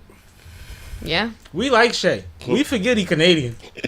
He look like us. He chill like us. Now you're gonna be geographical and political. Yeah, with it. man. You can't be, man. You gotta make that shit all skill. No, you know what I'm saying? Atlanta need one, man. And Edwards go crazy next season. Like somebody, Yeah, you know what I'm Treble is saying? good. But you got to remember, like, the league is also political and trying to push international. Everything is political. So No, that's but- a fair argument. But with this award, like Jokic deserved it 2 out of those 3 years. He did, yeah. And Yeah. Embiid deserved it the year that he got Embiid it. deserved it the year he got it, and it was the year before that Jokic probably could have got it. Like, he's been consistently at the top of the game. Shea has been consistently rising, and this season he's going nuts. Yeah. He's going nuts. So it's like, thank God for basketball, man. I'm having a great time. Having a great time. All right. We've talked about basketball for the last hour straight, so I guess we could take a break and move on to something else. It is the playoffs and the WNBA Let's draft. talk about some fuckery. All right. Shannon Sharpe. Hey, man. That was crazy, K. You gonna just it could be anywhere. You gonna say Shannon Sharpe with the fuckery. Turn my board up a little bit. Literally fuckery. Cause he's just yelling over it. I don't have a over your volume board? on your board Okay. like that. I'm not yelling. I'm naturally, a little loud, sir. Naturally, a lot of things, but it's okay. I love you anyway. You don't love me. I love you anyway, pause. man. And I love then you like a play cousin. Secondly, you talking about Yo, naturally a lot of things. Let's not talk about play cousins right now when we have Kanye on the topic list. Oh, Some my weird shit. goodness. Yeah, right. Definitely. Don't even do that. All right. Why would So- you say that? You said it. You walked No, you into made that the one. Yeah, comparison. I don't got too many play cousins. I ain't You with all that. paralleled the shit. But you I don't know walked what's going into on with it. that. Anyway, Walk into We'll get to that in a expose second. something. let's talk about Shannon Sharpe first. So, Shannon Sharpe has been in the news all week long. And it's not looking good at this point. At all. So he is in the midst of some sexual assault allegations. You coughing like that's pressure. It is. Unfortunately, it has gotten very messy very quickly. There's been a lot of different audio released. I ain't no release audio. Yeah. It is. Damn. The woman on the other side of this allegation is 23 at this time. And the circumstances that she is speaking to date back to when she was only 19 and all of that time in between. So the gist of the situation is that Shannon Sharpe met this young woman when she was 19. Wow. And they had interactions that at some points were consensual. But at other points, lines were crossed. And Allegedly. And it's also worth noting that the interactions were quite kinky. Both consensual and possibly not consensual. We're both kinky. Right. Yeah. There was a lot of blurred lines in what we have heard. Things could be taken in multiple directions, but Keyword taking. Stop it. as of right now, it's really not painting a good light on Shannon Sharpe, and it is becoming very detrimental to his business. It's dark for Unc right now.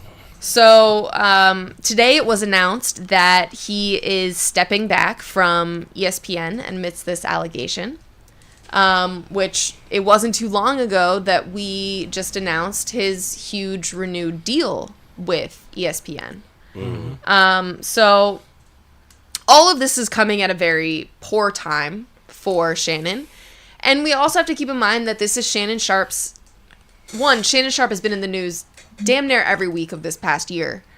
But on top of that, this is his second sexual encounter that has been broadcast in the media. And Yeah, that's true.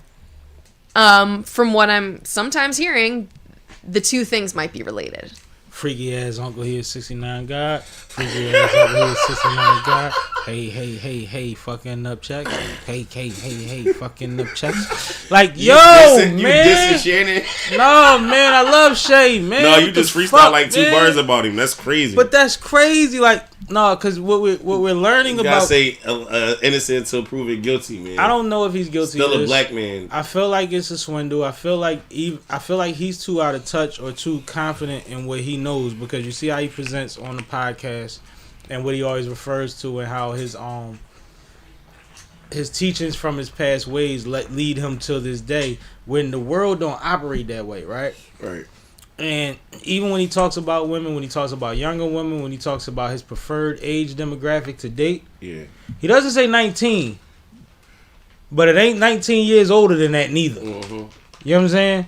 So it's a lot of things that are pointing between that and my Michelle and this video that's supposed to come out, that's supposed to be 30 seconds of a 10-minute tape that's supposed to make him look like he's crazy. And if you compare that to these text messages and these audios of how they like to play, we can see Shannon in a way we've never seen nobody that got exploited. Bro, them messages is crazy. Like big black baby in me. No, fuck all that. When you saying certain shit and leaving it out there for him to like respond and confirm it or not, he like, not hip to that part. That's the part I'm saying. And like I would like I would somebody start texting like, you like that, you block them. Yeah, like I remember one time my homie was going through it with his baby mom or his girl or something. And he texted me like, "Man, I'm about to kill this bitch." I'm like, "Bro, why would you text that shit to my phone?" You know what I'm saying? Like you drawn. Why would you text that? You know what I'm saying? Edit that statement. My bad, but yeah, like that shit crazy. Like I would have peeped that from there. Like, oh, you might have got blocked after that message. Like for real. The crazy thing about it is, but see, that's double sided too, right? Because I got a homie that somebody that we all knew, somebody that wasn't necessarily thorough, but somebody that grew up around us, was going through something with his chick, and since the homie kind of like vibed with him a little bit and let him be around, he went to him and told him he's about to do something to the chick. The homie tell him, "Yo, I don't even want nobody around me that's talking like that. You corny, get the fuck out." A couple days later, he went to his girl's job and lit her up in front of the front door. She survived, and then he offed himself. Damn. And the homie had to deal with the fact that he had to rebound. Night. Yeah, he could have kicked him out that night. You could have probably talked him down or whatever. Yeah, out, got him some help or something. But then the crazy part about that is, if he'd tried to talk him down and it didn't work, how would he feel? Like what? He should have went and told the police? No, he would have felt like he did more than just never minded a nigga that was going through something. But that's possible. Yeah, you see what I'm saying? Yeah, because ultimately, like I said, he wasn't a homie to us. But he had a different relationship with him. Yeah. They had some kind of understanding where he was super disappointed in him. And since Bull wasn't on a certain level, he felt like he could crumb him out of doing it. Like he could tell him like, "Yo, that ain't thorough." And that'd change his mind. Yeah, like, that wasn't one of them Jones. Right. That wasn't one of them Jones. Yeah. And for what they was going through, like you would think it was something extreme. She didn't deserve that at all. No, that's crazy. It was just somebody he had been with since he was a kid and he couldn't get over it. Yeah, that's crazy. She ain't do nothing to him like that. Right, she probably wanted to leave him or some shit like that. But she got, bro, I'm talking about bad joint that she survived. Like, she's 50 Cent. That's love. I'm glad she survived, but, bro, she took a lot of joints. Yeah. So, you never know how her quality of life is. Man, right? Mental health, man. Mental health is real, man. But the thing is, growing up, we always knew something was wrong with him. You know, a nigga just be with his dog all the time. Man, shout out to the mics in this motherfucker, because I can hear K rolling up right now. That's crazy, right? I'm trying to, like, move. You see, I'm trying to, like, move around and he's snitching. He's snitching. I know. He telling. He clone. I'm not. What do you mean? You Don't disrespect me. Can we talk about that? Beat you the fuck up in here. You see what's going on with Clone? I heard. In the interrogation room and all that. Did you watch the video? I didn't watch the whole video. I don't even really pay attention to Clone. Once I seen the nigga sitting down, I'm like, man, this is burning me out. News, now Clone, it's a bunch of shit. They saying shit about Surf. They saying shit about Surf too. They tying Surf into the what's the name? But they saying there's a lot of favoritism with Surf. But like, yeah, like it's crazy. Well, favoritism sometimes comes with a good lawyer. So we don't know until we know, right? Yeah, I don't know. Sometimes comes with having a name too. Yeah, for sure. But that name gets you the lawyer. Lawyers, y'all forget. Lawyers build their names off of us. If you get caught with 20 joints, and you gotta be the big dog. You see what I'm saying? I'm the one that went and got the big dog free. Yeah, that's what it is. No, like that's the game. I just mean like at the end of the day, judges are still political appointees. Yeah, or electees. And a lot of the times, and I ain't gonna lie, before Surf got booked for the last couple years, he was doing stuff in the community. Besides the stuff that they saying he got booked for, the stuff they saying he got booked for was shit that happened a while ago. Yeah. So even if you add all of that up, he still had, like you said, people that are political, whatever. It's people that know that Surf was trying to do the right thing at some point. No, I just heard somebody recently on Clubhouse talking to Wet, saying that they was from Jersey and saying that, basically saying like the nigga ain't right, but it's a time and a place for everything. Like basically like I'ma come out with it when it's time for me to. type shit. Well, that's why I say until then, right? Mm-hmm. Because stuff been flying around this YouTube lately that is scary because it's so early. Yeah. It's so like we was taught not to believe rumors on the street, let alone on the internet. This shit is like, come on. And then that's the new thing. You know, that's the new thing with like people. First of all, it used to be if you had a problem with a nigga, y'all just had a problem, right? Then it became everybody know now because of the internet. No, so now it's a period like before that. Yeah, it was a period before that when you niggas would run down on you with the camera. Oh yeah. Facts. Strip this nigga. Yeah. You know what I'm saying? All that. Yeah, like when Joey Jahad got punched and shit like that. All type of shit. So and then it got to the internet. So like with the internet now, it's like the biggest thing is to do is like turn people against other people, and that's the weird shit. That's when the weird shit come into play. I don't like it. Yeah, it's too especially premature. when how the fuck. If you really about what you about, like you really want to do something to this person, why is you bringing other people to knowledge of the situation? And who's so thirsty about getting it right now? The people that are involved should be patient enough to make sure they get it right. Facts. So you people reporting on it ain't that. Y'all in the way. Y'all just want some views. Yeah, y'all doing too much. Like it's not for now. Anybody that knows how this thing goes, all of these things are a process, and we find out what happens in the wash comes out in the rinse. And that is what it is. But I ain't gonna lie, man. Based on that, battle rap is getting like weird. extra like soap opera-ish. Love and hip hop. Yeah, like it's I don't real. like it. It's real thotty. Like it's not like the essence of like bars and rap no more. It's like more so bars and rap, but like it gotta be some type of current event or a shockwave factor going on with everybody's shit, and it's like everybody's looking for that next viral moment like that, and it's corny. Like, and it's crazy because I'm trying to stop paying attention to what the day to day in battle rap is, or not week to week, whatever you want to call it, because there's always something in battle rap. But like, it's making me debate. I believe on my birthday or around my birthday, it's a big event coming. And I was like, yeah, damn, I think so. I think I'm going to get that joint, right? When your birthday, the 26th? Yeah. Ain't it something like the 24th or the 25th or something? I got something on the 24th, but I know it's a date out there for somebody else. And I was like, I think I might kick it and watch battle rap. Ain't the Trenches next, John, on the 28th? That might be what it was. 24th? That might be what it was. The joint that OG Capri not on, right? No, but it's a good card. It has Yo, what's up with you? Speaking of that, I just smoked him on Verbal Warzone last week on the 19th. You ain't even peep what he did. You was about to talk through that. I was. He crazy. Yo, for one, that nigga always talking shit. For two, you remember we was on here with OG Married to the Bars. He want to come through. And he was talking that dumb shit. Yeah, so I don't want it to get swept under the rug that I smoked him, because nobody cared that I was gonna smoke him anyway. But he was actually cool though. He kept it. He was cool. He cracked his jokes and then was like, no, he gave it respect. Nah, I just wanted to give y'all that little. No, you update. Funny as shit though. I caught that as soon as you said it. I'm like, why we talk about him again? Because I just smoked his ass. That's what's up. He fumbled and all that, and he had a 230 round. He had a 230 round, like on a 330 beat, like. He let the intro bleed before he rapped. It was just like, come on, bro. You think you can fuck with me? Like, you just certain shit you gotta do. You know what I'm saying? That's like a nigga thinking he gonna beat you in the game in the basketball and he ain't stretch or he ain't, you know what I mean, work out the day before or, you know what I mean? He ain't been on it like me. Like, come on, bro. Either way. So we were talking about Shannon Sharpe. But we was. So back to Shay, right? I miss you guys, man. I ain't talk to y'all in a while. That's what it is. It's bleeding out. It's bleeding out. But freaky ass Uncle E is 69. God, like, that's what it's coming down to, and that's what's not good for Disney. Now, we didn't mention the point that for some reason they just announced that he was up for $100 million deal for his network. Yeah, that's crazy. And his 50 number sounds like half of that, right? Yeah, facts. So it's very, very convenient and timely, but this is the reason, like, bro, you know how young I was when I said I can't mess with no girl under 26? You see what I'm saying? Like, yeah. It's not probably like my age. And it's a little bit younger. Probably no, younger than you. Yeah. And it's not like you don't run into them. You meet a woman, you don't know how old she is. Yeah. But then you start hearing certain kind of conversation or certain kind of priorities, and you be like, you know what? Yeah, I still feel the same way. You didn't change it. Right.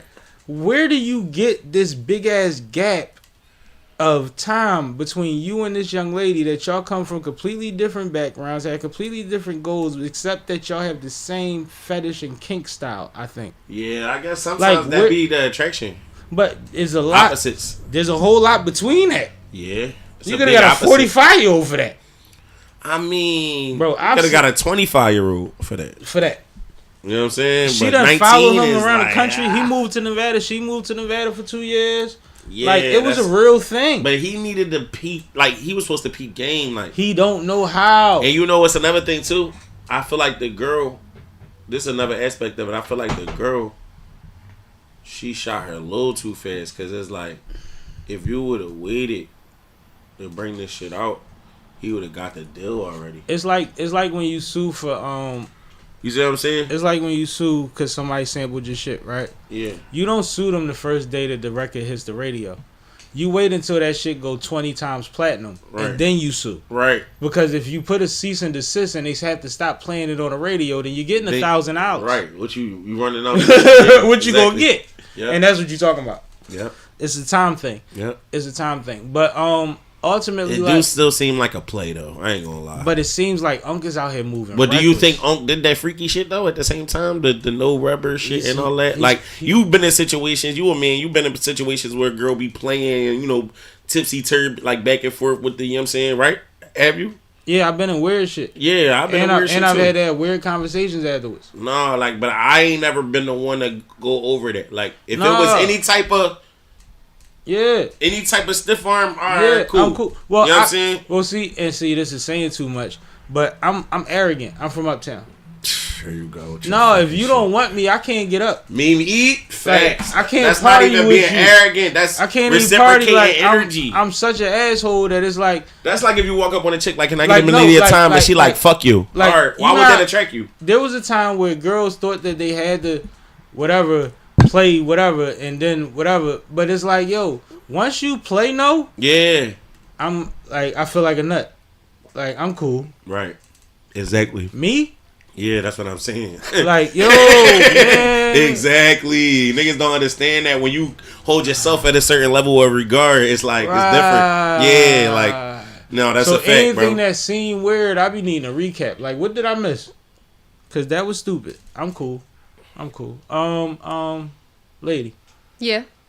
Also, it's just too much for Shannon, yo. You can't be this freaky publicly and be on these networks. I just don't know who he was negotiating this $100 million with that was for his network, which carries a lot of other brands and networks and sponsorships and things with it. And I don't know if they just fall back, if it's a bidding war situation, if this is a situation where they say, all right, well, now you got to take the 65. You know what I mean? Like... Nah, I don't know. I feel like if they ain't gonna stand with him, they ain't gonna stand with him at all. I don't feel like they gonna play that middle game like that. But that's why I say there's also the possibility of it being a bidding war. Yeah, but then people gonna be like, it might be somebody that's in for 65 and somebody that's in for a beam. People that lost their job gonna be like, hold up. People that's on a network, like DC Young Fly just announced him and the Hawks have a situation with Club Shay Shay Network, whatever his network is, right? Mm-hmm. And that's a big deal. Right, same channel, shit like that. When you up, but once you mess up your name, do DC and the Hawks need to be over there too? Right. Or could DC have just put this on 85 South? That's what I'm saying. You see what I'm saying? Like it gets tricky because we talking about big numbers, cases. It's a lot of variables here, but he has a network. Right. Do you know how much Charlamagne can't sniff seats no more? Hey, yo. Y'all forget he used to do that.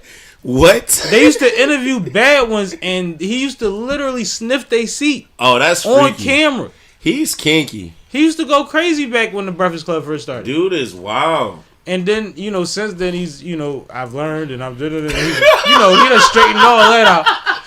But bro, he used to. You think he sniffed Mariah's seat? He sniffed a lot of their seats. Bro, that's weirdo activity. Like I don't give a fuck who you are. Oh, you think Charlamagne was the man when he was growing up? No, I'm just saying. That you a super weirdo. Like that makes you like a perv. Like all the way. We forget how quick times have changed, bro. This used to be part of the broadcast. It's part crazy. of the shockwave shit.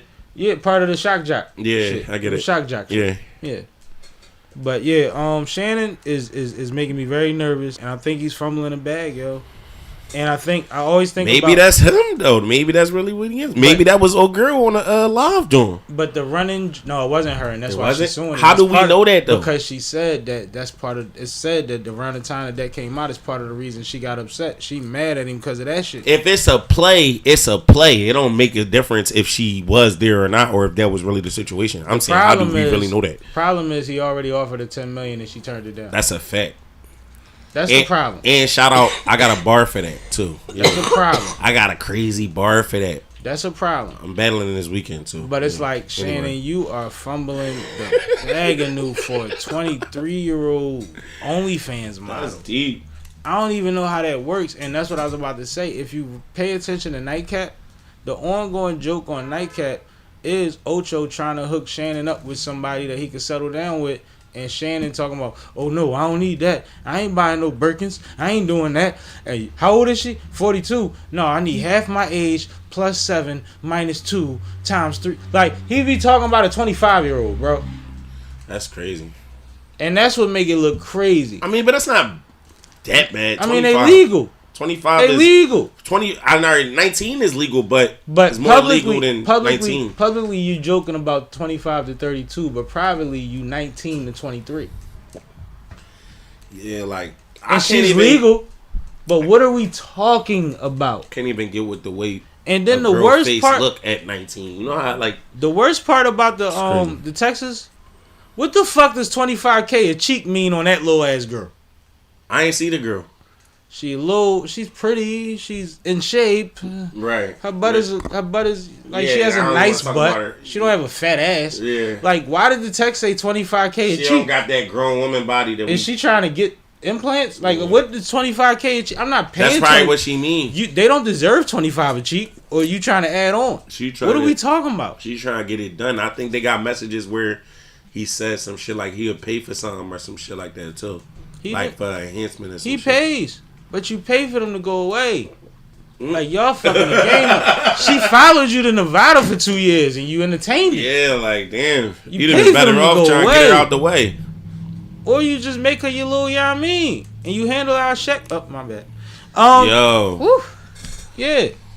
What you think gonna happen? Hoops ain't never going broke. You think he gonna lose the suit? And if he lose the suit, is it jail time coming? Or you think he gonna win the suit? Good point. Coming out with a civil suit first does not mean that a legal suit doesn't follow, right? Well, you get the money first, though.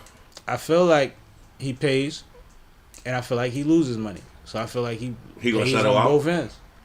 Huh? You think he gonna settle out?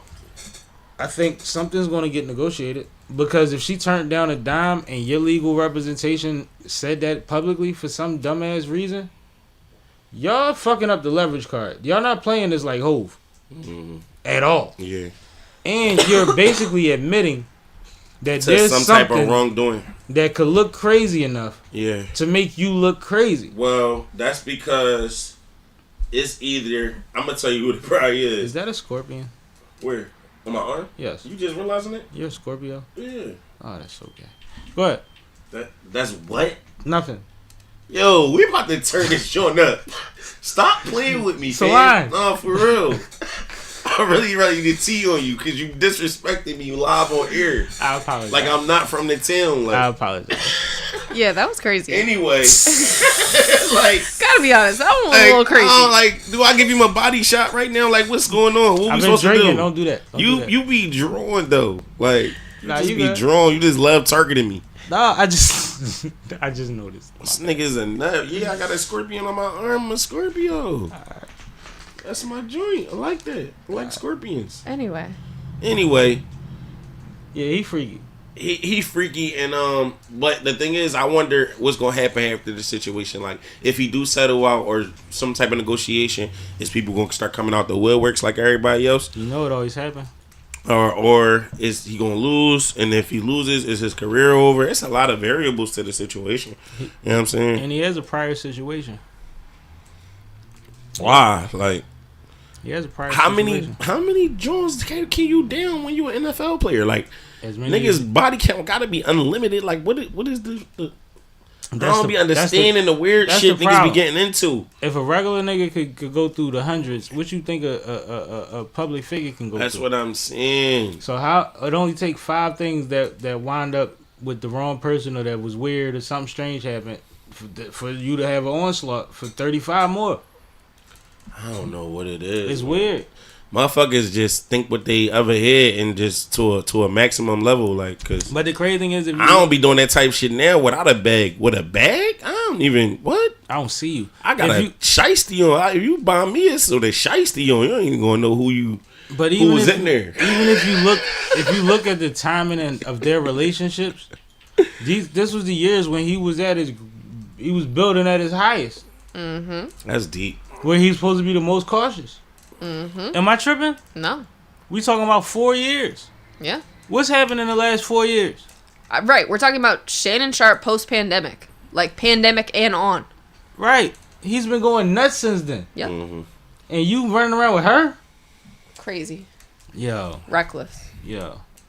That Monique clip better keep surfacing. Crazy. Scary. I don't Stupid. know what it is. Hilarious. Shout out Lefty. Gunplay. Yeah, I don't like it, Shannon, and it doesn't look good. And that break from ESPN, and they're predicting that he'll be back in time for the NFL preseason. But that sounds a little like if then.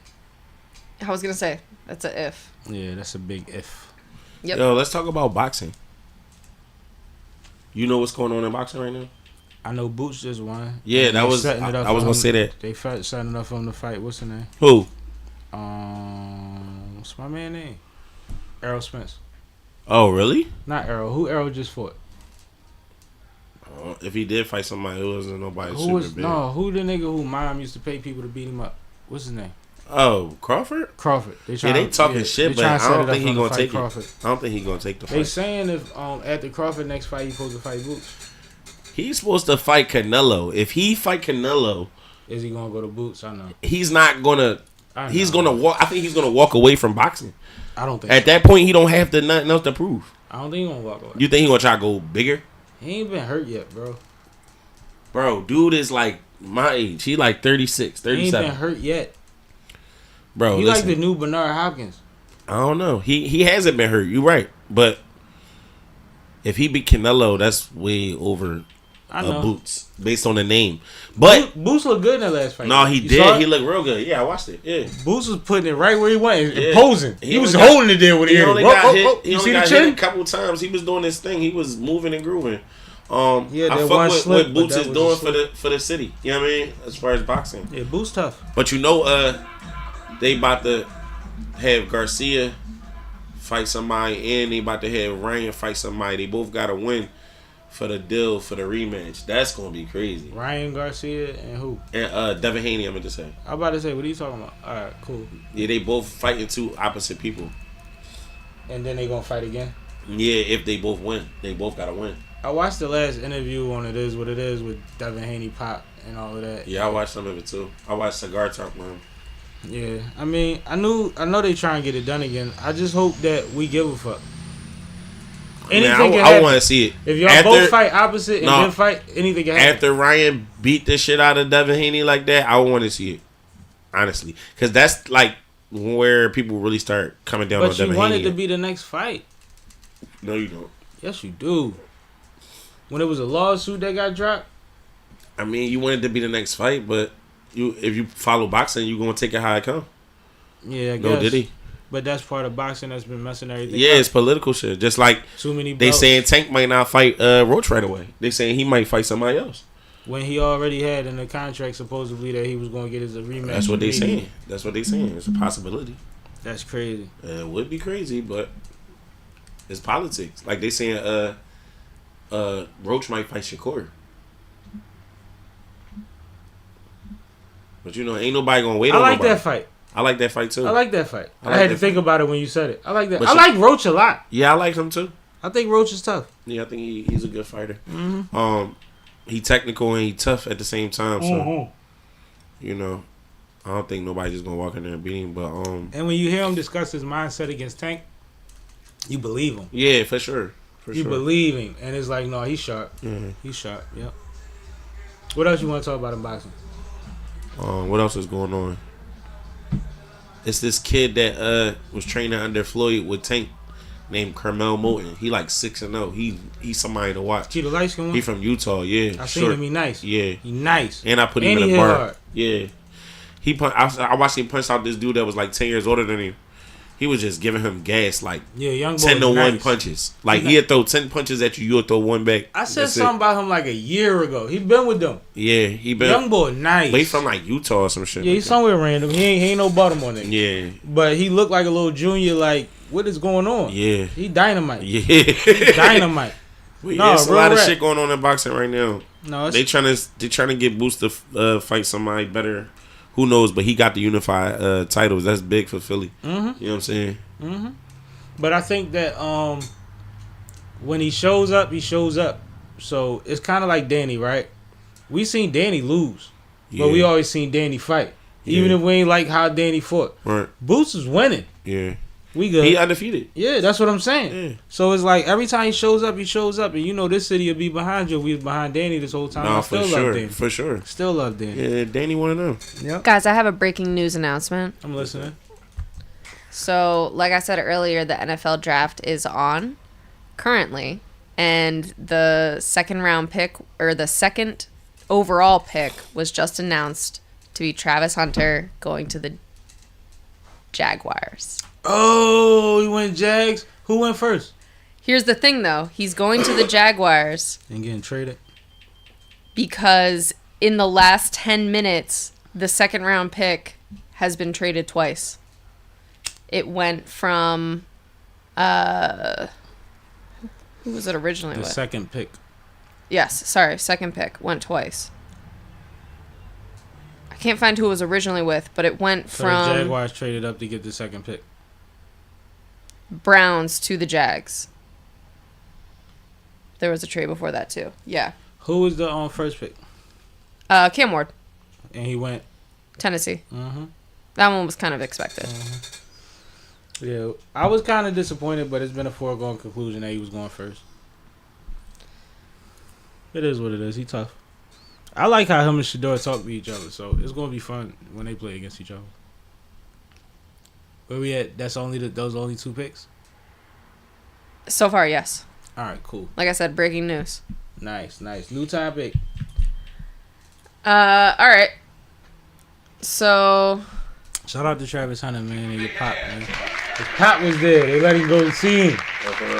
Yeah, because his pop just got out. He got cleared to go to the draft. He wasn't at the Heisman shit. Man, I hate how that shit be like that, though. But it's a process. Yeah. I don't know if they be. They might have been more than fair for him. It be like that, but there's so many stories like that, man. It'd be like, damn, why we can't just not have that be a part of the situation at all? But yeah, like sometimes you can't go. They won't let you go to funerals, all type of shit, or you gotta pay for everything if you go. It's crazy. But go ahead. You want to talk about the My Expert Opinion thing? We could talk about what's going on in My Expert Opinion. Yeah, they broke up and all that, right? They ain't really break up. Math is fumbling a situation. That's what they saying, but I ain't never really dig into it. No, did he? So My Expert Opinion is Math Hoffa's podcast, revolving co-hosts. A lot of the times, he winds up making another good group of co-hosts. Like he has kind of a skill set for that, right? For balancing out the room or the barbershop, so to speak. What we found out recently is the reason we haven't seen a lot of new content from them is because they're going to do a dispute with the landlord. Right. Now, this is a business. Really? Yes, there's a business. This is a barbershop. And the landlord has a problem that every time he goes past the barbershop, it's closed. And there's nobody in there cutting hair. And Math ultimately had to admit that he was subleasing the barbershop from a third party. Right? They weren't paying the bills that they were supposed to be paying, so the electric bill went up to what he says was like $7,000. So when he was in the barbershop telling his story, they were in the dark with a flashlight. A lot of this just seems very reckless. But part of what I thought was interesting was Gap Murder and Mecca have spoken since and told people that they found out about all of this shit when we found out about it. I think that's interesting for a few reasons. One, because they was a consistent part of the team, so you would think that they were team, right? But two, Mecca has a lot of connections and a lot of business savvy, and he knows a lot about ways to get things done. He might have been able to help the situation before it got this dire. Right? 3, you sublet from somebody that was trying to get themselves out of a situation ahead of time. Nothing works in your favor that way. You're only helping them. Right? The owner don't owe you shit. Exactly. And then he also said that he's had conversations with the owner when the owner basically asked him, was he selling bricks? Yo, what? Yes. Are you serious? Yes. The owner asked Math, was he selling bricks? Was he a drug dealer or something? Like, what is he doing? And they said that the owner. So when they went to renegotiate, that's what the conversation was? We're not even at renegotiating. We are trying not to get kicked out. What? But Mech said that the owner used to walk past all the time while they were filming. You would see him peeking in the window. So was they paying him? Did they have a lapse or something? They were paying, but he don't appreciate the fact that, you know, it's certain things in the lease agreement, and part of it is that they're supposed to be working barbers a certain amount of time per whatever, right? But if they're paying, what difference do that fucking make? It's something that he's willing to overlook unless he thinks you're a drug dealer. Oh, because they not doing nothing else but sitting in there and talking. He doesn't understand the market. It makes it look like he has a business that's shut down. The people that know that he own that building is like, well, what's happening? What happened to your barbershop? I feel like that's somebody play. Like somebody put them on. He has the leverage. You don't have the original lease. Right. All of this is fucked up business. Yeah.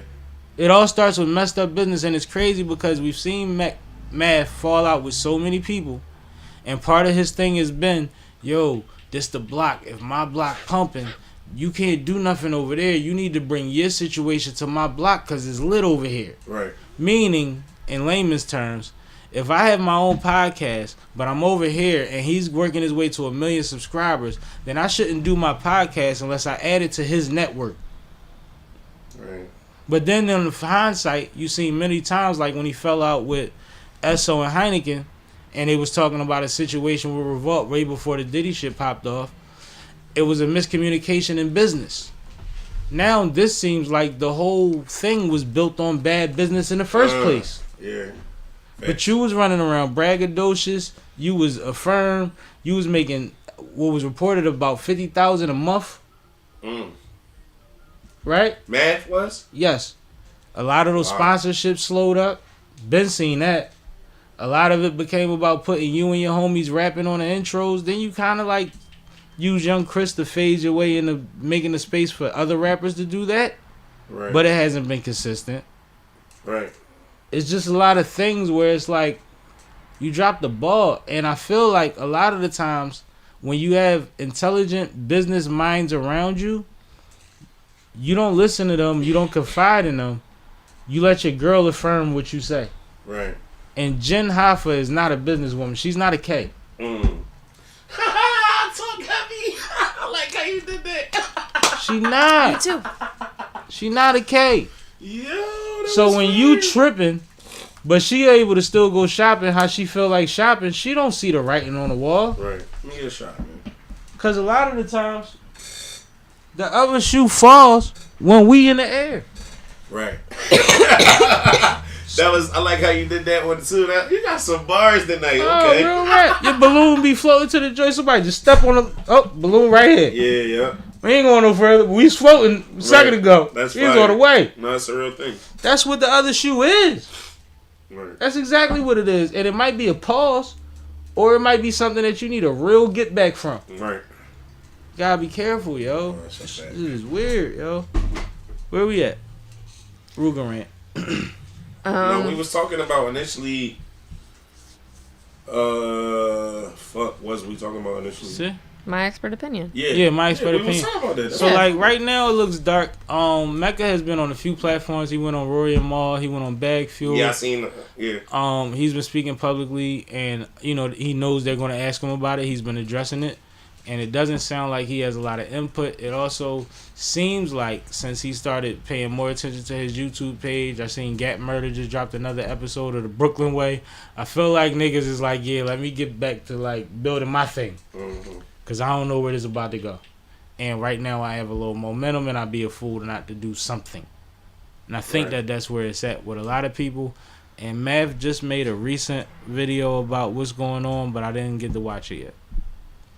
But I think it's sad that production stops because of one venue also. Yeah. I'm pretty sure you got a that's wild. I'm pretty sure you got a decent apartment. Yeah. I know that you have prestigious guests that you wouldn't necessarily mind coming to the condo. Right? Yeah, like, I don't know. Like, I don't understand what's going on. All that over a venue? Like, let's be real here. Like, was the cameraman attached to the venue? Like, I don't understand what the problem is.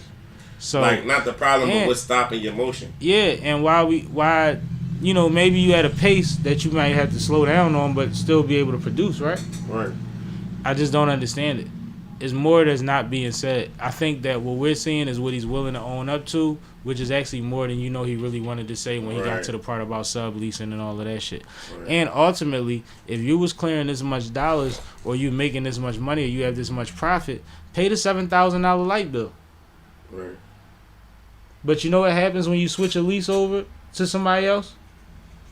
The bill resets. Right. So subleasing gets you a $7,000 bill. Mm-hmm.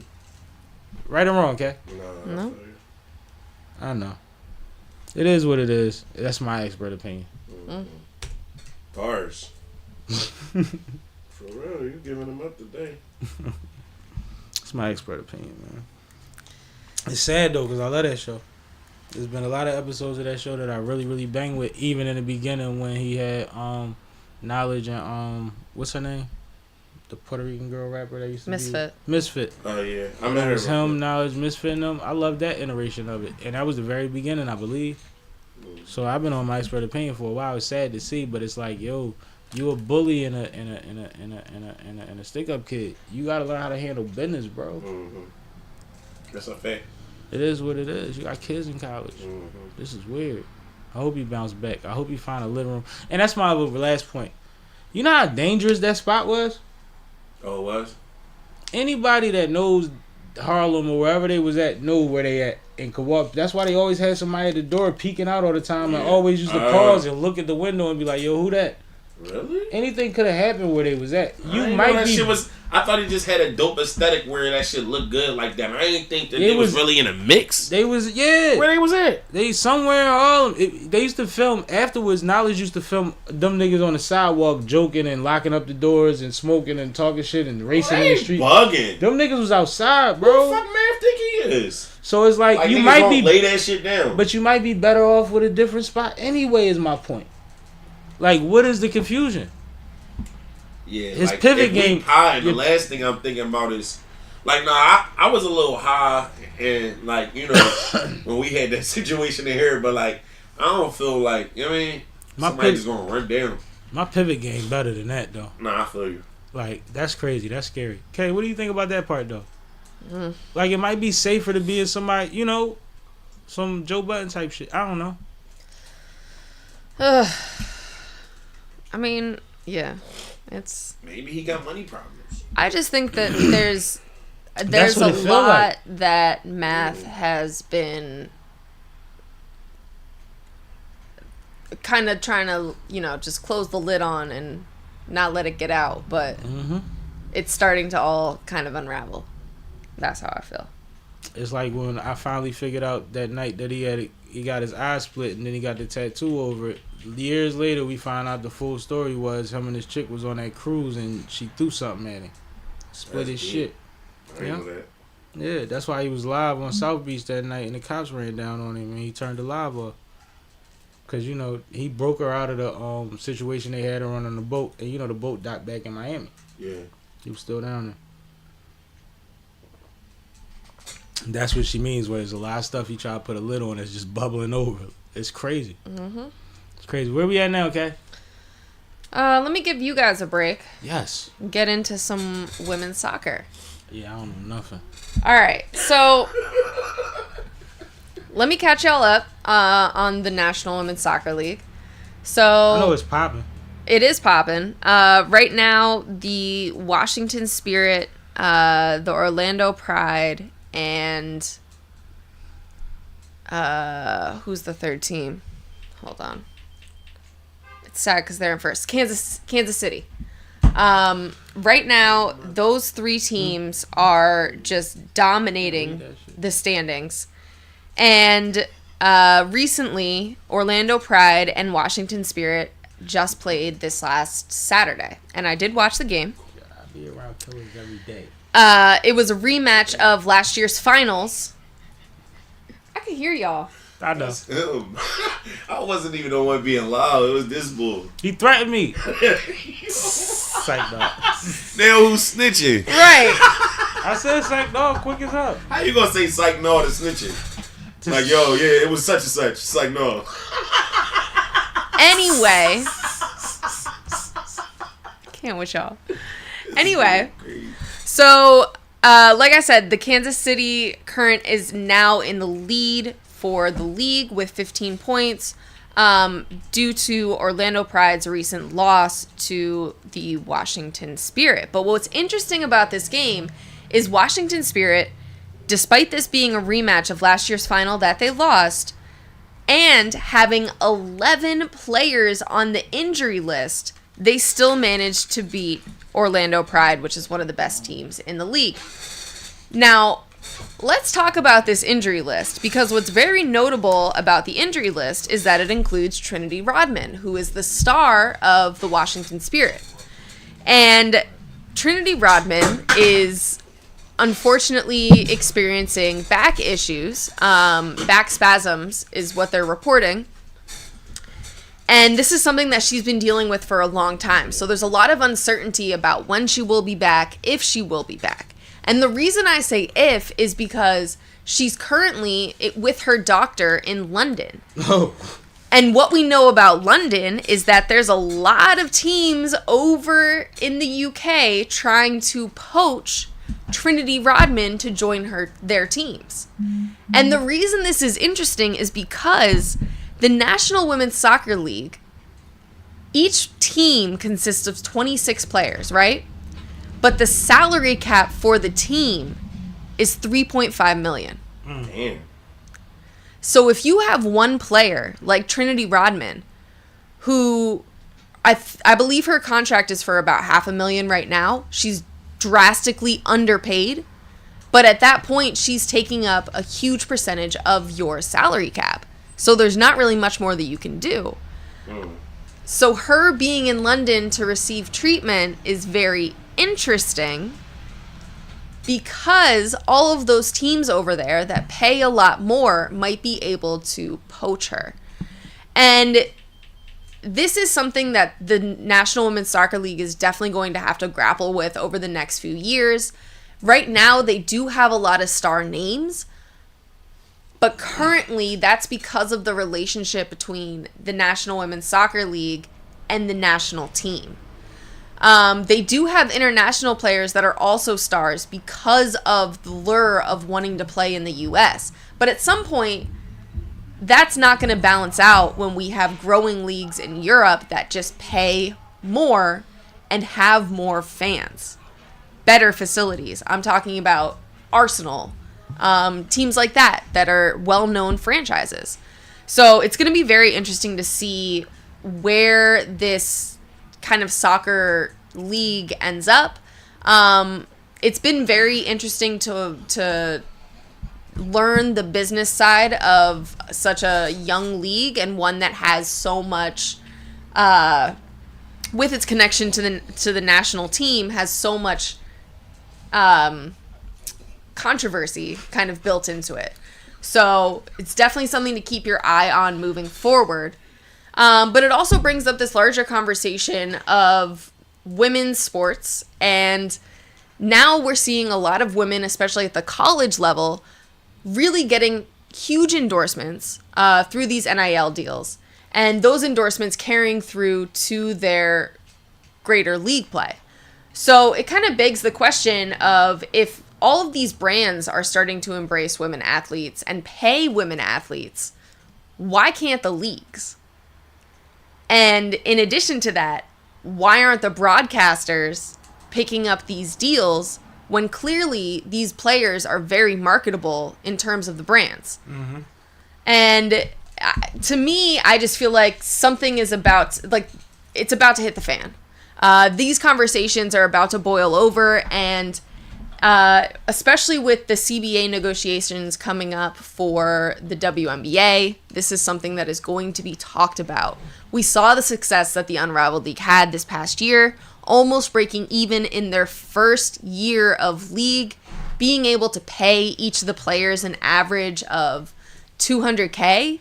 Like, that's crazy when we're talking about that in comparison to the WNBA. So, with all of that happening, I just want to plea to women's sports leagues, particularly the Women's National Soccer League, raise that salary cap, because $3.5 million is ridiculous for a young league, for a league, you know, that has so much star power and is really producing such a great product. All right, that ends my rant. I got a question. Uh-huh. Don't Oprah and them got a women's network for women's sports?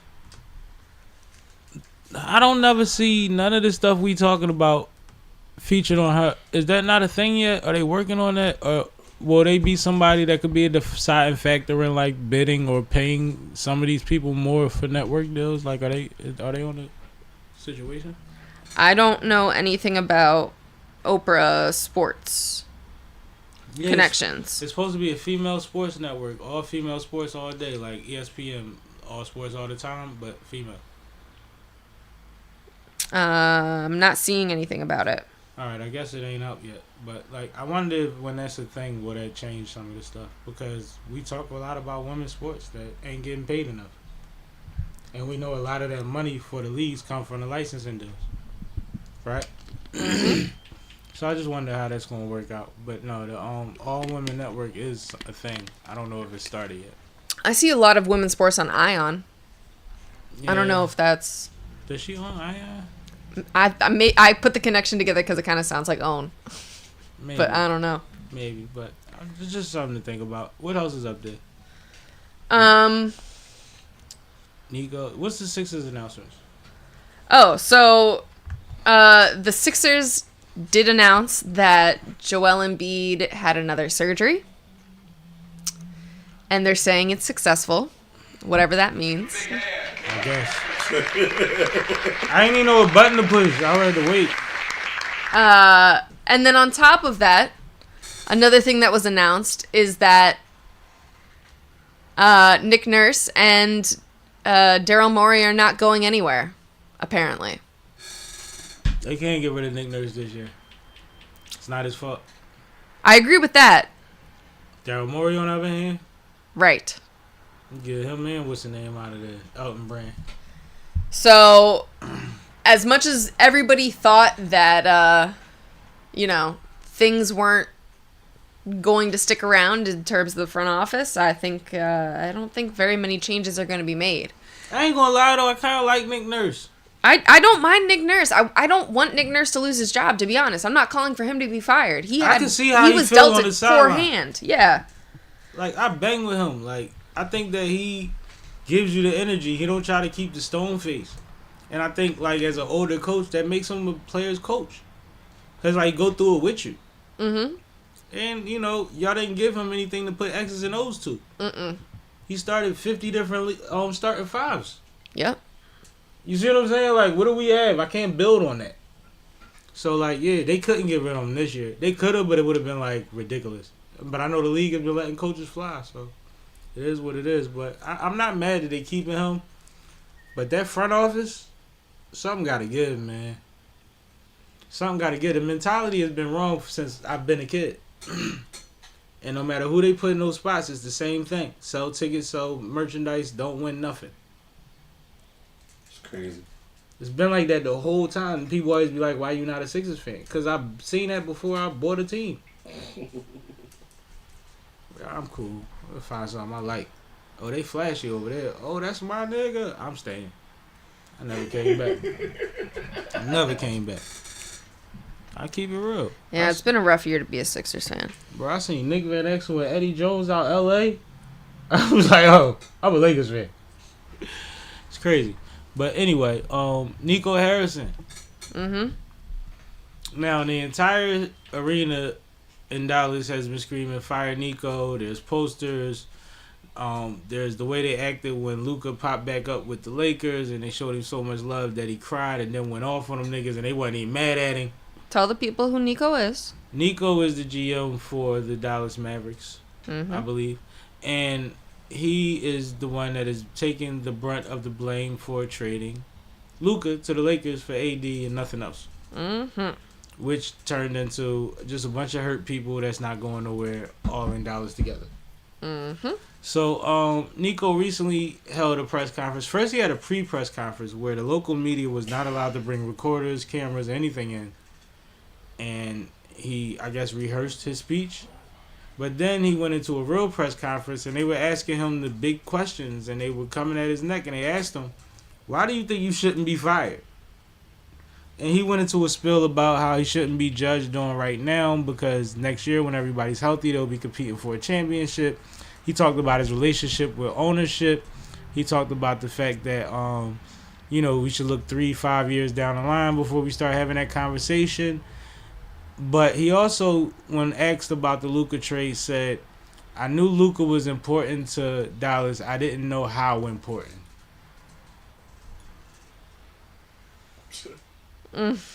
That's crazy.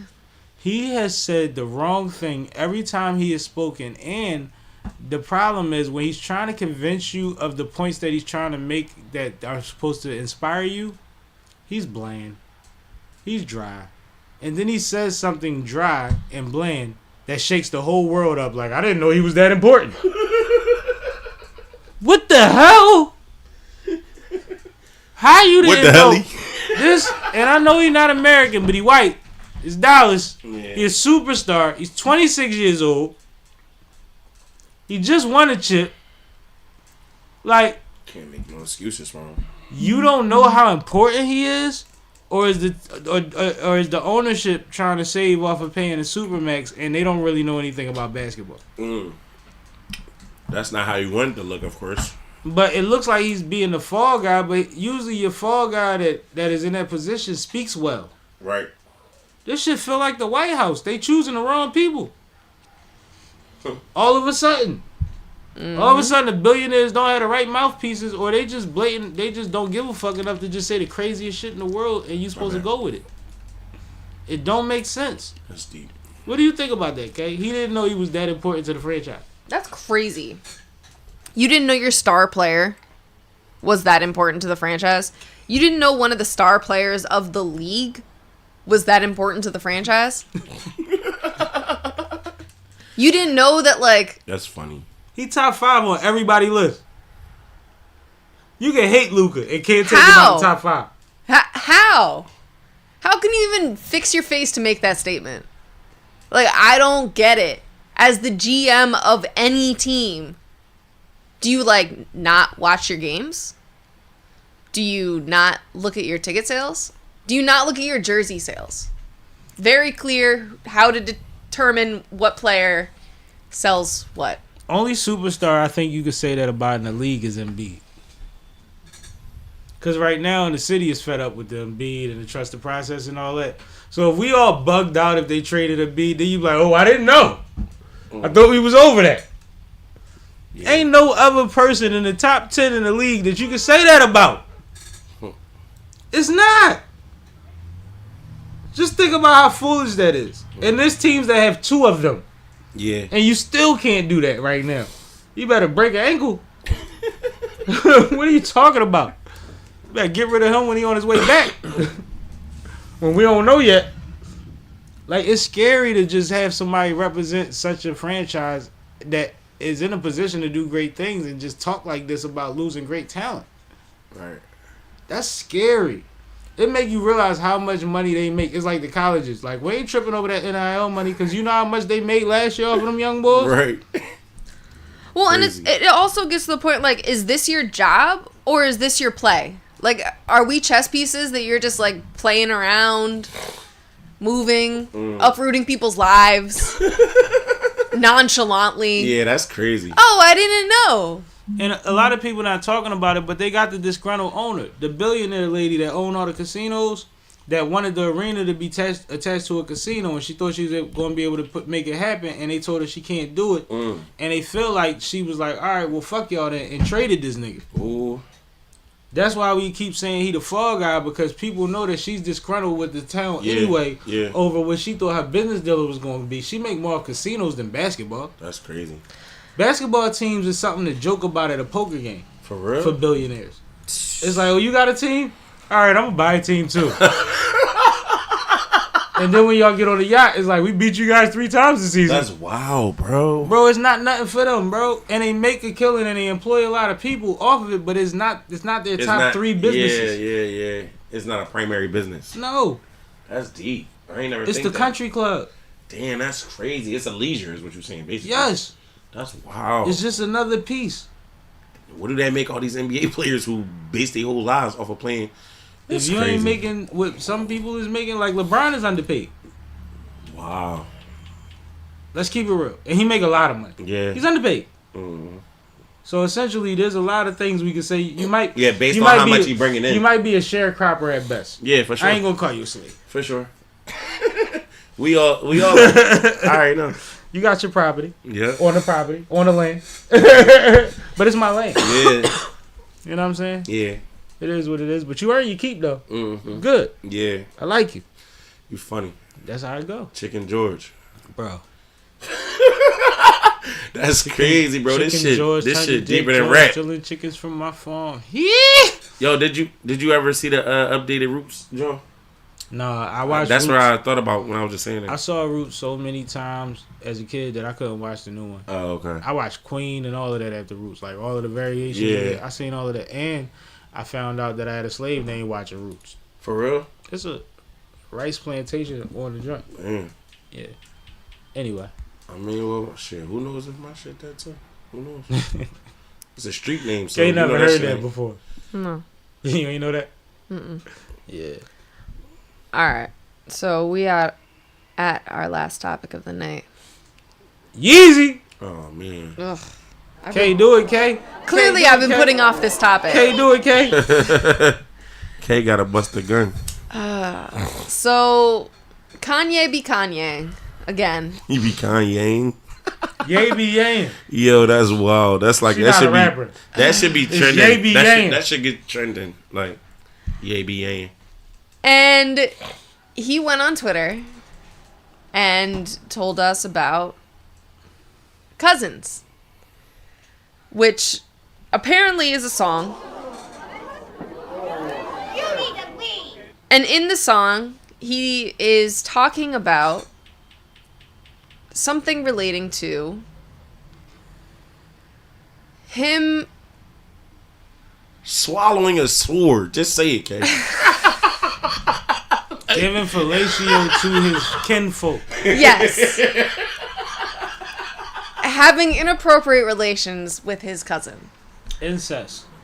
And saying that this happened as a child, when his cousin was younger than him, from what I gather. Yeah, it's still not clear. And around the age of like 6 to like 14. He said that? Yeah. Yeah. And he said he was performing the act. He was performing the act. He said that they acted out things that they saw in the magazines he got from his mom's closet on each other. Mm-hmm. But he never said that his cousin reciprocated that specific act. So, being as though we can't really tell, but it seems like he may have been older than his cousin. His cousin may have been a victim. And we don't know that yet. But also, he said he has to say this because he's attributed it to why his cousin is doing life over killing a pregnant woman after he told his cousin that they could no longer do those things. Did they like show who the person is, who the cousin is? No, but he probably locked up and pissed right now. Like, yo, you know, Ye my cousin, Ye my cousin, Ye my cousin. Now them niggas like, oh, Ye was like you. I'm sorry, I just seen so much shit. I don't really be believing everything, bro. Like, I seen so many plays be ran through internet and shit and shock value. I don't really believe until they come out, like to the bull come out. Maybe even if he come out and say and confirm it, I still might not believe it. I ain't gonna lie. If I was around for early Ye interviews, yeah, Ye was very zesty and very strange in his mannerisms and his style. I mean, what the pink polo shit, right, and all that, right? We was wearing pink and pastel. Right, that's what I'm saying. That's not a thing. But that's the thing he be saying. You know, he was saying that in an interview. Like, you ever wore 3 polo shirts under each other with the collar up? Fuck no. Oh, okay. He also. That's what he would do. Yes. Yeah. In interviews, he'd be like, "That would be the look." Like, yeah. And it ain't one of them events. I mean, maybe he was. And he was saying, me and my niggas is the flyest niggas in Chicago. And Chicago is a fly city, and you got on 3 polo shirts. Yeah. You see what I'm saying?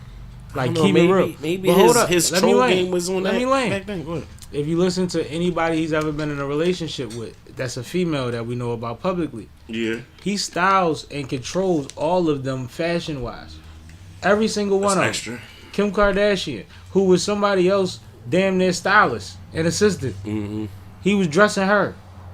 He dressed Amber. He dressed the last girl. And matter of fact, told her, don't get dressed. I need more attention. Yeah.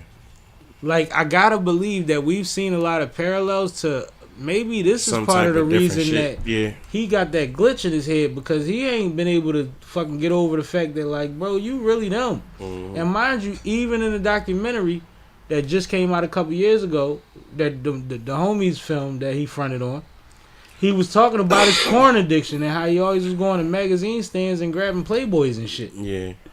Like, all of this tracks. It all tracks. But the weirdest line is, he said his dad had some shit, but if you went in the top of the closet, his mom had some different shit. Wow. So, his mom had some, back in them days? What kind of magazine? What newsstand was Donda going to? Yo, that's deep. That's crazy. You remember back in the day, you go in the store, the magazines be there, but it be covered up. Like, if the plastic be on it, you can't see the cover. Right. Which section was Donda in, bro? Like, wow. We can't even do that. Like, and then it's kind of like he threw her under the bus. Like, mine was kinky as fuck. That's basically what that say. That's wild. Dude is crazy, man. And I don't believe half of what he say, but I kind of believe this more than most of it. Because I feel like it tracks. I feel like it lines up with the ways that I've always seen him, similar to the last couple years. We've been seeing Drake as the same person that I thought he was when he came out. All I know is Kanye a long way from college dropout and late registration. That's why I used to fuck with him heavy. He might not be a long way. He far away from that shit. Might not be a long way. I don't know when he told his cousin. Oh, he said till they was 14. Never mind. I'm just saying, far as like what he stand for, how he present himself now is just like, it's just mad bugged out. It's hard to understand. You know what I mean? But it's still all attention-seeking behavior. The things that we praised him for was shutting down Taylor Swift's moment and saying George Bush don't care about black people. Mm-hmm. Like, bro, that wasn't for us, bro. That wasn't for Beyonce. That nigga was drunk as shit when he jumped on stage with Taylor Swift. Him and Amber just stumbled out the car with a bottle of Henny after fucking. Y'all don't remember that night? That's crazy. Like, he was rockstar lifestyle. Like, that had nothing to do with Beyonce, bro. Right. Outside the fact that he made her he thrust her into that light. Yeah. But that made a rivalry between her and Taylor. Yeah, exactly. That was weird. Yeah. That's like the Wu-Tang niggas just climbing up the motherfucking scaffold in the background of the award show. Like, bro, that's just extra. Y'all niggas was high. I get it. But that ain't thorough all the time. Like, that was somebody's moment. At all, yeah. That's somebody's moment. You did that. If it was somebody else, they might have handled it differently as well. You might have got clean. That's what I'm saying. No, imagine Taylor now. Right. Taylor now, they don't give a fuck who you is. Yeah. They might shake the change out your pockets. Mm-hmm. Like, stop, yo. No, I'm saying like a rapper or somebody. You know what I mean? Still attention-seeking behavior across the board. It's always been. It's just where his energy goes when he does it. Yeah, it's weird. It's mad weird. He don't take his medicine. They've been saying that since Rockefeller. That's what's crazy. Somebody recently said it. They said, I never seen that since Cam said it. He said, I never seen that side of him. But I remember Dame telling me about him and being like, yo, he a little bipolar or whatever. He don't like to take his meds, but he dope. And he was like, I just ain't never see it. So, like, this has been a narrative on him since we met him. That he just all over the place and don't like to subscribe to whatever is supposed to regulate him. which is crazy with his access, power, and money. You would think he would have the right prescription. Yeah. Right? Yeah. You would think, because sometimes when you lower, on the totem pole, they could be fucking around with you, just giving you anything. Yeah. But where he at, we should be at a natural solution by now. Mm-hmm. You should Dr. Sebi me. Right. No? No, I feel you. Like, I just think that's weird. But what we doing, Kay? We out of here? Yep. You gonna rap it? You want me to rap it? What you got going on, Cash? You can rap it. What is it? April 26th, Gates of the Garden, Cash versus what's his name? Taj Mahal or some shit like. No, his name Taj Millie. Yeah, you silly. Yo. He do it every time. Wow. Bro. Nah, but I don't know him. I seen his work. He battled a couple people, but I ain't. I just had a battle last week. I ain't even really finished his round yet, and that shit Saturday. But I'm gonna get it together. But he gonna die though, because the shit that I got right now is like goofy, and it's like so relevant. He not gonna rap like that. I've been watching him rap. You said what else? May 24th, I got May 4th, I got the podcast link show. Mm-hmm. Me and Life Be Life and Nah just had went live the other day to talk about that. I was on there. Yeah, you was on there. Shout out to you. And then May 24th, I got Pep in Harlem on Bar Bullies. And I'm shooting a video on Friday too for Lately. Nice. For the Cash project. It's just me. I'm not asking nobody to come out because it's a personal type of intro. So it's just gonna be me, just some dope vibes and views and shit like that. But stay tuned for that. You know what I'm saying? Send me the photos of the wardrobe before you do it. Man, shut up. Oh my goodness. When you ain't never gonna let me do my job? All right, Kay. Anything How about for you bring me a budget? I teach you how to work one. I swear I will. All right, that's a bit. Kay, Nope. I'm cool. nothing on you. The crazy thing is, ain't nothing on me. I've been working my ass off. We finally got a day where we had some time to get live. Right. And then y'all still grinding me up for being late. Like, and holla at y'all. So we on here. We had a great show.